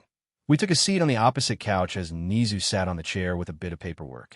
Izuku said, so how can I help you, MP? MP said, I'll cut to the chase. I asked Nizu to help us with a case. And after hearing the case I was referring to, he has stated you would be better suited. He claims you have surpassed him in not only quirk analysis, but you can analyze fighting styles a lot better than he can. Not to mention you managed to take down a monster created to kill the symbol of peace. Izuku said there are only a handful of cases you would be referring to. Let's see. I placed my hand on my chin and thought. There's the escaped prisoner Muscular. No, it won't be him. He's not been seen since his escape. The arsonist, Meltdown, the wielder of white flames. No, you said fighting styles, and he's never been known to do more than release the royal blue flames. But this arsonist can make his flames white sometimes, and when he does, he cannot control them and leave in the wake of his destruction. That leaves the unknown serial killer who drains their target of blood. But again, that's not as high a profile case. That only leaves you want me to assist in the stain case. MP said, wow, Nizu, you weren't joking. He's good. Yes, Shimura, that is the case I am referring to. Dad said no. If it were any other case, I'd trust Izuku, but Stain has killed or crippled high-ranking heroes. Izuku said, Dad, I might be the only one who can beat him without causing too much destruction. Mom said, babe, he's right. I doubt even I could escape if the reports about him having a paralysis quirk are true. Izuku said, and you can't paralyze a liquid, so I'm safe from the effect. I'll accept the terms, depending on what the paperwork declares. MP said, of course, Shimura. You will be given a temporary hero license for the duration of the mission, and upon completion, you will be given a full hero license, and have the ability to leave school, but you will need to be a sidekick to a hero to learn the paperwork and rescue side of hero work. You will be given any resources you require for the mission, and all credit for the takedown will be bestowed to yourself. Izuku said, I request a change then. Nizu looked over at me with a smile. He knew I'd do this. MP said, depending on what your requested changes are, I will oblige. Please list the changes. Dad said, Izuku, what are you doing? This is a good opportunity for you. Izuku said, I know, Dad, but I have long-term goals, and if I simply accepted those terms, it would make them more difficult to achieve. I look at MP. First off, rather than giving me a full license, you give me a conditional or provisional license. MP said, a conditional license? A rare case, but not unheard of. And what condition would those be? Izuku said, the license will be in the possession of whatever hero is my instructor, so at UA. It would be a raise your head, and he would give it to whoever I do my internship with, and they hand it back. My parents also get one each for emergencies. MP said, I see. She looks thoughtful. I guess I could accept that term. Anything else? Izuku said, for every completed mission you request of me, or significant impact I make in hero work, whether that be a high villain rank villain takedown, if I help make a breakthrough in a high priority case, or a large rescue operation I help in, I get to discuss quirk laws with you. This broth shocked looks from everyone but Nizu, whom I've discussed this with him before. MP said, you think you can rewrite quirk laws? What makes you think doing so won't create carnage? Izuku said, simple really. Quirks have to be used. If they don't, they can affect mental and emotional health, which can cause a negative mental state, creating villains. MP said, and you have proof of this, I presume? Izuku said, I have better. There's a student in this very school that experienced this. Principal Nizu, please call Shoko and Shoto Todoroki here, please. And that's what he did. He called Vlad and Aizawa and asked them to send them up. If it would help MP, we can talk about what I'd like to discuss should this mission be a success, as an example. While we wait for the two students to arrive. MP said, please do. Izuku said, this one will refer to, will help those who don't get a chance to use their quirks. A facility where those can use their quirks. The facility should have chambers or rooms for those with stockpile quirks to release the stored energy or whatever they stockpile. They should be ventilated if the quirk is like Midnight's where it's gas-related. The facility should be free for the less wealthy. MP said, I see, but we have quirk gyms already. What would be the difference? Izuku said quirk gyms are focused on training quirks, and some people don't wish to train their quirks for numerous reasons, whether they don't want to be heroes. Their quirks aren't suited for hero work or otherwise, but like you will have proven to you, quirks need to be used. And doing so could prevent civilians losing control of their quirks because they are unable to hold back their quirk stockpile any longer. MP said, I see. You have put a lot of thought into this. Izuku said, I have, yes. There are too many cases where people have been falsely convicted as villains due to society not giving them an opportunity to use their quirks safely and healthily. Just then there was a knock on the door. And that must be the Todoroki twins. Nizu granted them entry, and when they saw everyone here, Shoko said, Tuya, what's going on? Tuya said, you're just here to speak of an experience you had, and Shoto, you're going to give your perspective during the experience in question. Shoto said, what experience? Izuku said, about when you stopped using your fire, Todoroki. Shoko said, we are family now, why don't you just call us by our names? Izuku said, you lost that privilege. Now how was your mental and your emotional state during the time you didn't use your fire, and compare it to how you're normally? Shoko said, while I was easily agitated, my temper was short-fused. The slightest thing could set me off. Even just a worried look would make me lash out at my siblings. Shoto said, I would say the same thing. Really, if I tried to explain to her the worry I had about her not using her flames, she would explode and try to freeze me. It was weird. My worry was warranted, albeit Shimura's advice was what got her to use her flames in the end. I wasn't aware of the mental or emotional side effects of not using a quirk at the time. I was concerned about what if she was rescuing someone as a hero and her flames ignited during a high-stress situation and couldn't control her flames. Izuku said, valid reason. Now how are you normally, when using your flames on a regular basis? Shoko said, I would say I'm calm and level-headed. She had a guilty look on her face, but I ignored it. Shoto said, I would say the same. She's normally cool, calm, collected, and rational. Nizu said, thank you. You two, you may return to your classes or training. As they left, we all looked at MP, who had remained quiet during their talk. Is that proof enough for you, MP? MP said, it is, thank you. I will agree to your adjusted terms and grant the conditional license. However, with your power, I will add a clause in the condition that should you not have a choice and you need to act, but don't have a license with you, you will not be punished, but heroes must either require help or you are the only one on scene. If your classmates are with you, you will be the only one allowed to act. Izuku said, understood, MP. That is greatly appreciated. MP said, 3 more things. One is your hero name, the resources you wish to use, and the other is your parentage. Izuku said, my hero name is the elemental strength hero Physius. MP said, I see. May I know the meaning of the name? I have a favor to ask of ILO. Izuku said, it has a double meaning relating to my quirk. Physius is an ancient Greek word for natural elements, and the phys can be seen as a link to my physical abilities too.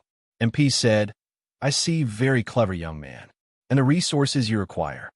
Izuku said, thank you. The aspects of my quirk were difficult to try and make a hero name of, but I'm proud of the one I chose. And the resources I'd like are any surviving hero's statements of the attack, no details spared. Any videos of fights with Stain, if there are any, and locations of every attack down to the alley. MP said, consider it done. How soon do you think it will take for you to go through everything? Izuku said, give me 3 days after everything arrives. MP said, consider it a deal. She offers her hand, and I raise my hand to shake it, but Dad puts his hand on my shoulder.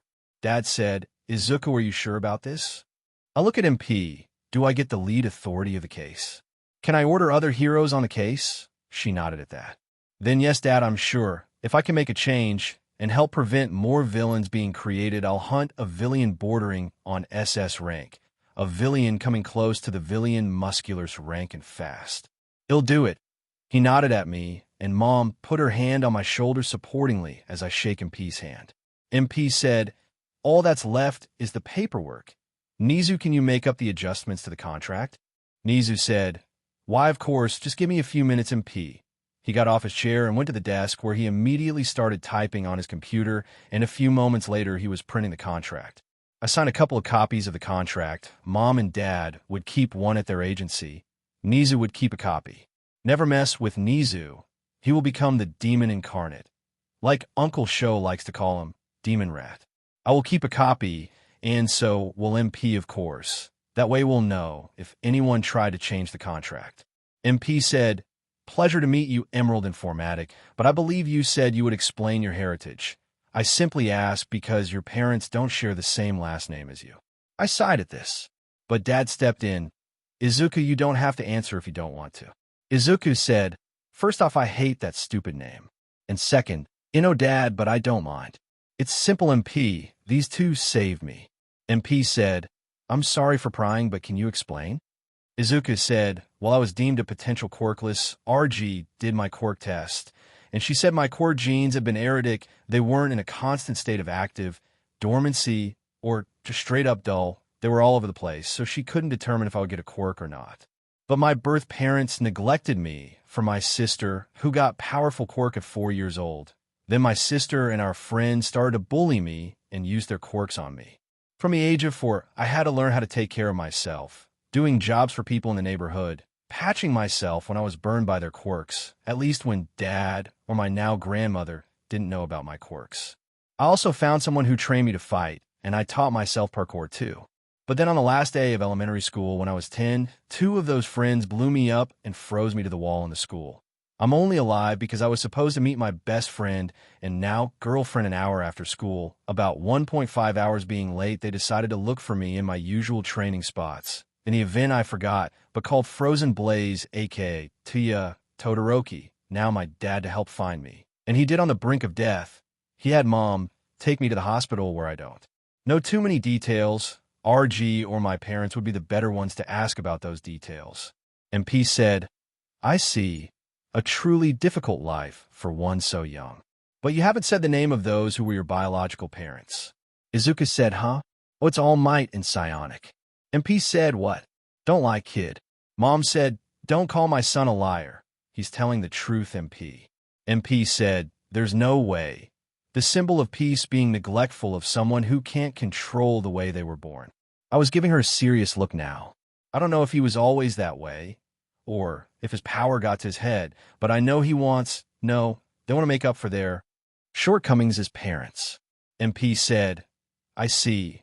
Well, thank you for the information. I shall forward all the resources requested to Nizu by tomorrow. As she took her leave, MP had only one thought running through her head: All Might. You're lucky.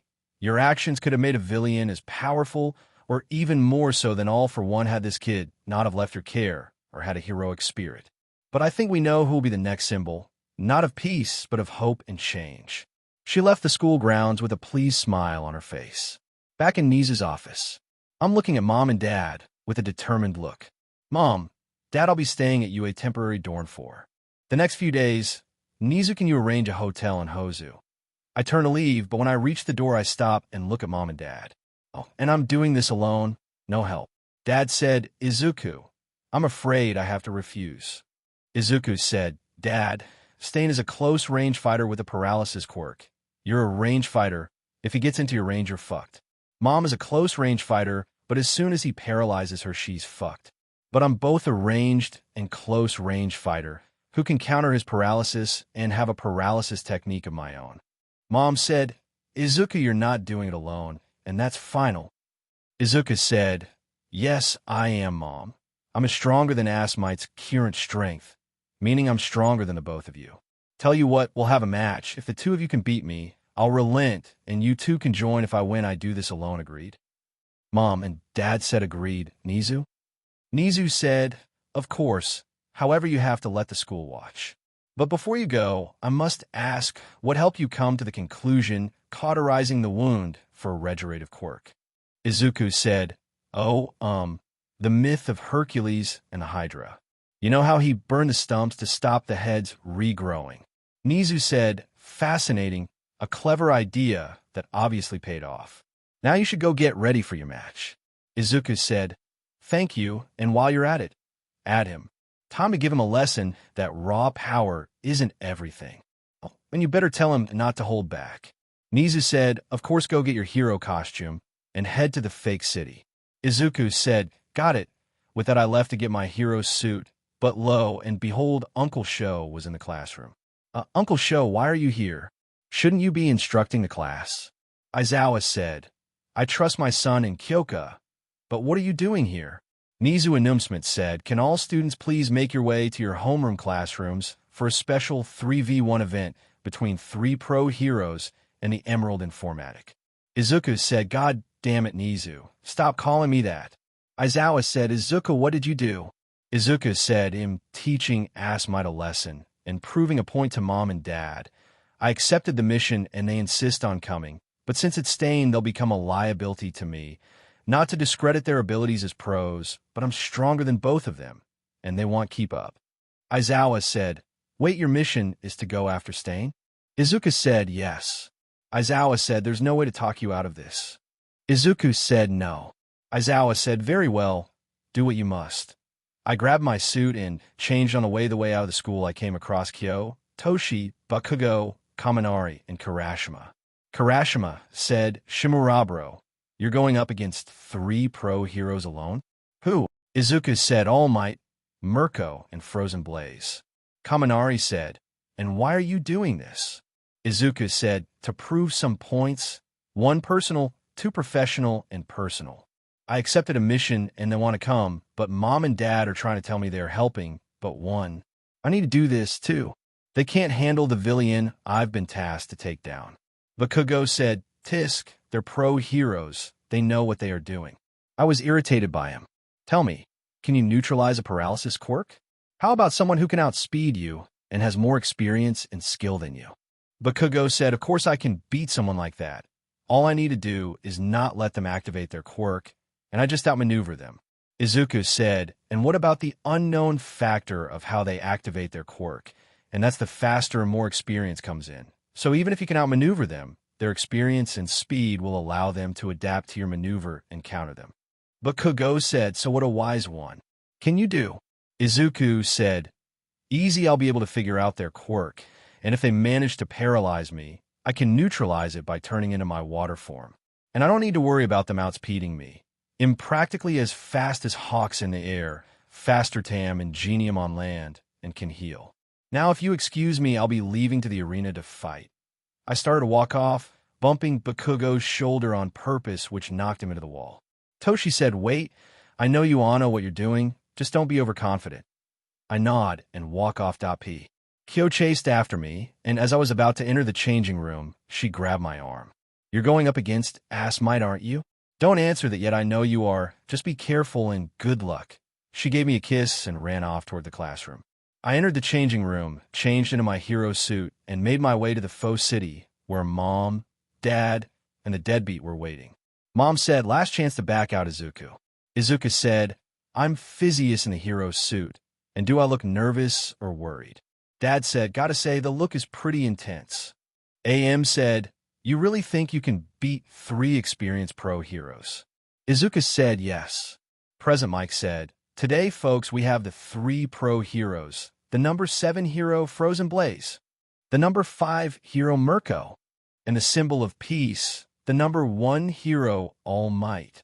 Against the hero in training, the Emerald Informatic, Izuku, Shimura, In class, when everyone was watching the screen, seeing the serious look on Shimura was kind of intimidating to some.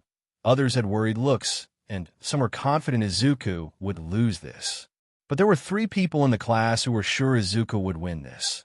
Those were Kyoka, Hitoshi, and Shota Aizawa. In Class 1B, everyone was just shocked. But Melissa, Shoka, and Katsumi all had an outburst. Izuku or Izuku is fighting 3 top 10s, and one of them is All Might. In Class 3, everyone had a dismissive look thinking Izuku would lose, but 3 had curious looks on their faces. Nijire said, "Isn't that the kid who beat the entrance exam record?" Tamaki said, "Yeah. What the hell is he doing? Has he got a death wish?" Togata said, "I don't know, man. Look at him. He's confident. And didn't you hear he's the one who took down the thing made to kill All Might, and he apparently got as strong as All Might in the fight." Back in the arena, Present Mike was still announcing when and begin. Mirko and him both rushed as Izuku, while FB sent a torrent of azure flames at him. However, Izuku didn't move. Mirko said, "Ha, freezing up now." That's when I grinned, and it was very sinister at that. Then I spoke in such a calm tone it was chilling. "Immolation armor." Then I was engulfed in flames hotter than I've ever let off before, counterbalanced by the ice covering my body. I raised my arm and caught both Am's fist and Mirko's leg, and thanks to my immolation, I was unaffected by FB's flames. I threw Mirko in the air and kicked her straight in the back and then flipped him over my shoulder. "Hey, deadbeat, you know how they say you can tell how a person feels when they fight? Tell me, how do I feel about you currently?" Using propulsion from my elbow, I sent a frozen and flaming punch right into Am's gut. The contact simultaneously burned the point of contact. AMD froze his body over. Then I rushed at FB. He tried to send ice at me, but I was too fast and punched him in the face, sending him flying away. Mirko came rushing at me from where I kicked her and broke through the ice. She sent a kick SD my head, which I ducked. "Oh, come on, Mom. That hasn't worked on me since I was 12. What made you think that would work now?" Mirko just grinned. "Who said it was supposed to connect?" I looked up, and it was flying towards me. AM said, "Detroit Smosh." Izuku said, "I guess it's time for a secret technique I've been working on." Am's face dropped minutely as I raised my hand. Lightning shield. Am's fist connected, and while it broke the shield, it shocked him through his entire body. So I started punching and kicking Am, and then elemental breaker. I spun twice with wind and fire propelling my spin faster while my foot made the floor ice, and I kicked him in his weak spot, sending him crashing through some buildings. "Sorry, Mom." I rushed at her, grabbing her face and slamming her on the ground. FB sent ice and fire at me, which, using aerokinesis and air pressure, sent a kick, splitting a combination like the Red Sea. Paralytic shock. I touched THR back of Mom's neck with a lightning hand on THR base of her neck, shocking her nervous system. Then, picking her up, I chopped her neck, knocking her out. FB tried to cast me again, but it still does nothing when I'm in immolation armor. So I ignore him for now. M came clambering out the rubble, holding his weak spot. I sent a lightning bolt at him, which caught his shoulder. Damn, I guess my M's still a bit off with that move. M recovered and tried sending a barrage of punches at me, all of which I avoided with ease. Too slow, deadbeat. Using propulsion, I sent a knee into his gut again this time, just burning him. And then I sent a roundhouse at his head, which I followed up with a paralytic shock, and then started punching him continuously in the face. Izuku said, "Concede ass might." I didn't stop punching him. AM said, "I am done." PM said, "And that's All Might and Mirko both out the fight. All that's left is Frozen Blaze." But Izuku Shimura has proven that he is unaffected by his attacks. I turned to Dad and walked through his blast unaffected and gave him a simple chop to the neck. And Izuku Shimura has done it. He has beaten All Might, Mirko, and Frozen Blaze single-handedly. In one of many cheered. Many sat mouse agape, some scared at my power, but 3 just smirked. Izumi said, "Izuku beat Dad like it was nothing." Todoroki said, "There's no way I could beat him. Not if he's immune to Tuya's abilities, then he'll be immune to mine." But Kugo said, "He didn't even take a scratch? The only time he got hit was by FBs, and that's because he let him." But Kugo was starting to go into a state of denial, thinking it was a fluke or a trick. in 1B all, but 3 were just staring at the screen in shock. But Shoka, he did it. He beat the 3. Katsumi said he didn't even use all his abilities. Melissa said, way to go, Kaus. You're stronger than Uncle Might. In 3A, everyone who had dismissed the kid was now staring at the screen in disbelief. Who is that kid? Student 2 said, how many quirks does he have? Student 3 said, what even is his quirk? Nijire said, oh, that's exciting, he won. Tamaki a little scared now. What the fuck? Togata said, I just fight him even more now. Nijire said, no surprise there, Mirio. She giggled at that. Back in the arena, I walked up to Asmite, who was bruised, battered, and bleeding. So how do I feel towards you, deadbeat? AM said, I felt anger, hatred, and betrayal from you.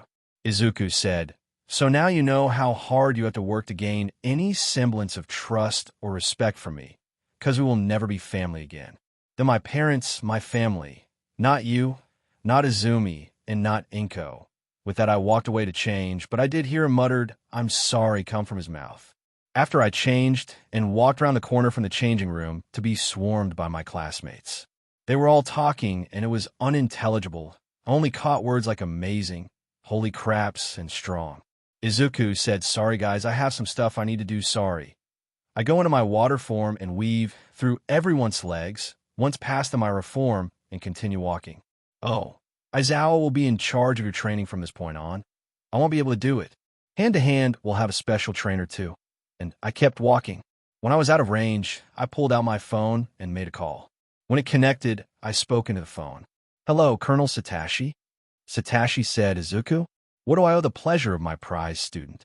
Izuku said, I have a favor to ask. Satoshi said, oh? And what's that? Izuku said, I'd like you to take over training some of my classmates in hand-to-hand combat. Satoshi said, and why is that, may I ask? Izuku said, I'm going to be indisposed till the sports festival. The president of the HSBC has requested my help, and I've accepted. Satoshi said, that's a big step, Izuku. Well done. I will happily train the students. Please leave a list of the students who will be getting trained. Izuku said, thank you, Sensei. With that, I hung up and made my way to Class 1B's classroom. Once I arrived and was granted entry, I was just being stared at with amazement, surprise, and a little fear. Hello, everyone. I would just like to inform you all that I want to be able to train you like I said. Many had outcries of me being a liar or that I was scared they'd beat me, and many more. But Vlad King shut them up and told them to listen. I was requested for a mission by the HSBC president, so I won't be training my classmates either. Your teacher, Vlad King, has my training notes for you. Shoko and Katsumi said, what is the mission? Izuku said, that's my business. Just know it'll be on the news before the sports festival. I turned to Vlad King. I'll take my leave now, sir. I have research to do. He nodded, and I left and headed to a dorm room I was designated, pulled out my laptop, and started researching any and all news articles on the hero killer. I must have fallen asleep at my desk because I was woken up to a light shaking from a hand on my shoulder. When I was finally awake enough, I looked at who was shaking me, and Kyo was there with a worried look. Stain, you're going after the hero killer. Izuku said, yeah, I need to stop him before anyone else dies. I was just doing research. I don't leave for another 3 or 4 days. Kyo said, well, if you're going after him, you need proper sleep, so you need to go to bed. Izuku said, yeah, you're right. I managed to get to my feet and walk to the bed, throwing my t-shirt to the floor and climbing into the bed. I was just getting comfy when Kyo climbed into the bed too. Huh, Kyo? Kyo said, we both said we'd share a bed when we are in dorms, and we are in the dorms. Also make sure you're comfy. Izuku said, I have no spare clothes with me. I'll get them tomorrow, so all I have is my uniform. Kyo said, well, you can't sleep in your uniform, so just sleep in your underwear. We aren't going to do anything but cuddle, so it's okay. With a little more convincing from Kyo, I take the trousers off and start to cuddle Kyo. We are cuddling for about 10 minutes when she asks me, do you do that on purpose? Izuku said, do what? My voice is soft and obviously sleepy. Kyo said, constantly change your body temperature to the opposite of mine. So if I'm really warm, your body cools down. If I'm freezing, your body warms up. Izuku said, no. It's either a subconscious thing or my body reacting. I'm leaning to the second reason, though. Kyo just hums, and then we fall asleep in each other's arms. So, this was the end of part 3 of this series. Stay tuned for next part of this series. And if you like this video, don't forget to like, share, and subscribe to our channel. Until next time.